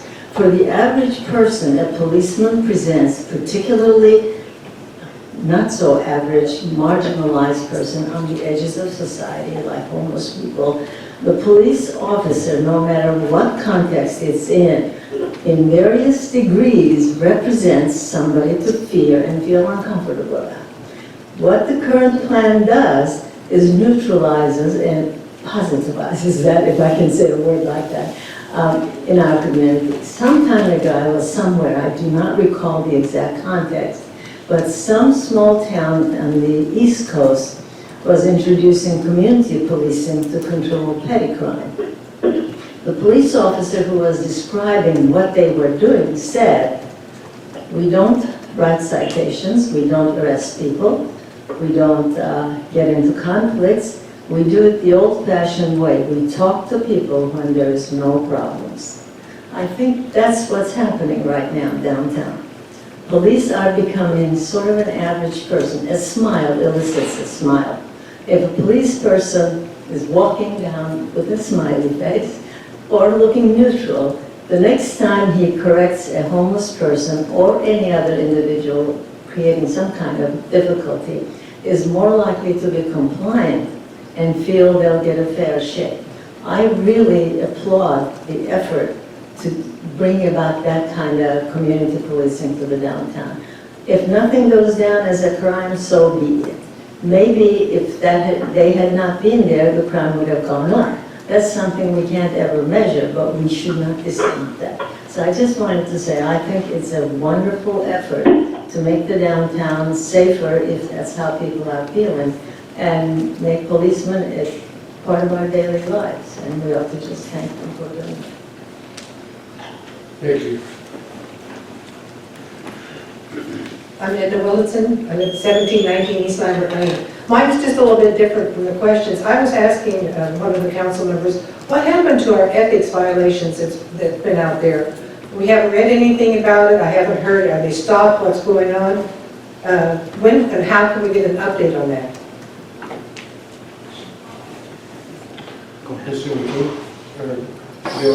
If I can answer that, Mayor and council members. As you know, Ms. Willison, Board 2 concluded.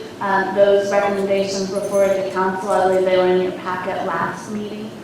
Board 3 is scheduled to meet on August 5th. We won't proceed with Board 4 until Board 3 is concluded. And council has chosen to wait to take any action until all 4 boards are concluded. Thank you.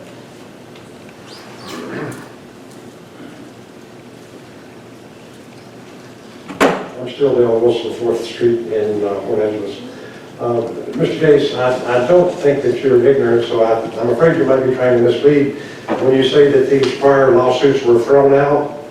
When you go to the Supreme Court and it's a 5-4 decision, that means almost half of those people thought that this lawsuit was right and true and good and just. And one more person than the majority, creating the majority, is the one that did rule. So it's not like they were thrown out. They went through several layers, and you don't, if it's thrown out, that means the first judge that sees it says this is frivolous and doesn't deserve the time of the court. But if they go to appeals and they go to Supreme Court, then they're not thrown out. They're adjudicated, but they're not thrown out. I think that's all I'll say.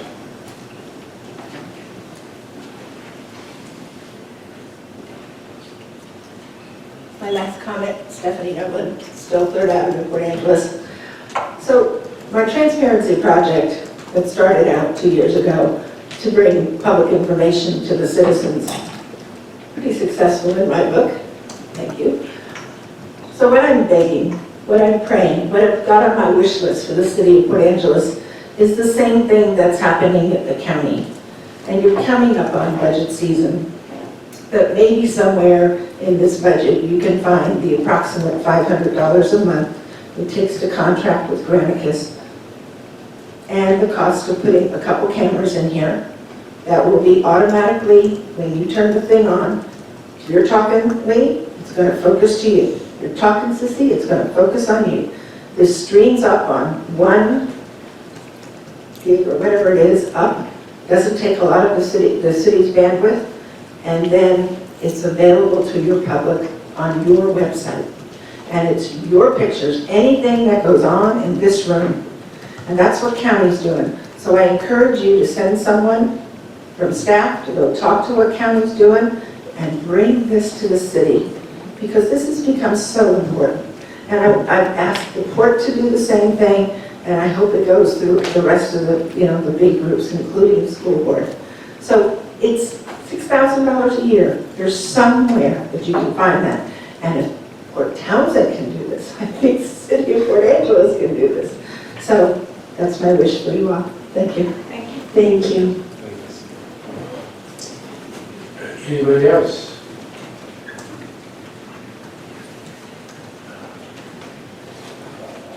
Michael Sutton, 3322 Upland Lane.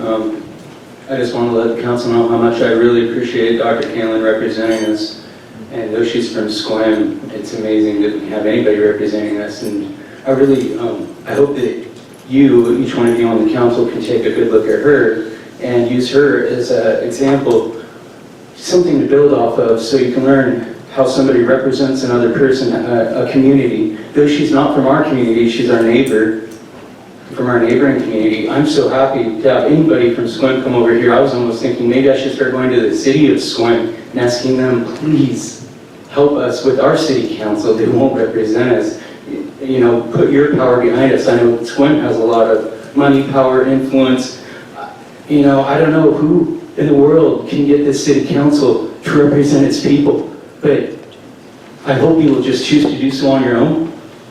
It's the right thing to do. It's your job. I can't emphasize that enough. You are a representative of we the people of Port Angeles. Please start to do it. There's no need for the fighting and the lawsuits and the Supreme Court. There was no need for that. Just represent the people how they ask you to represent them. We're not asking for anything crazy, just representation. Thank you.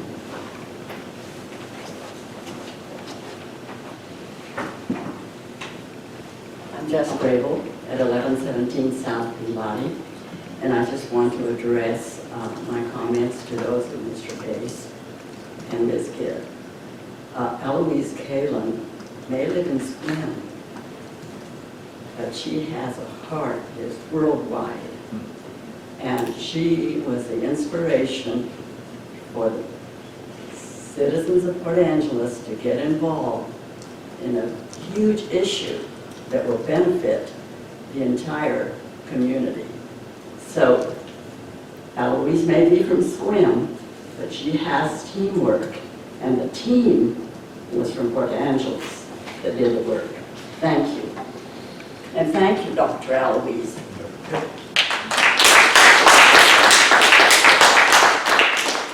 Anybody else who would like to speak?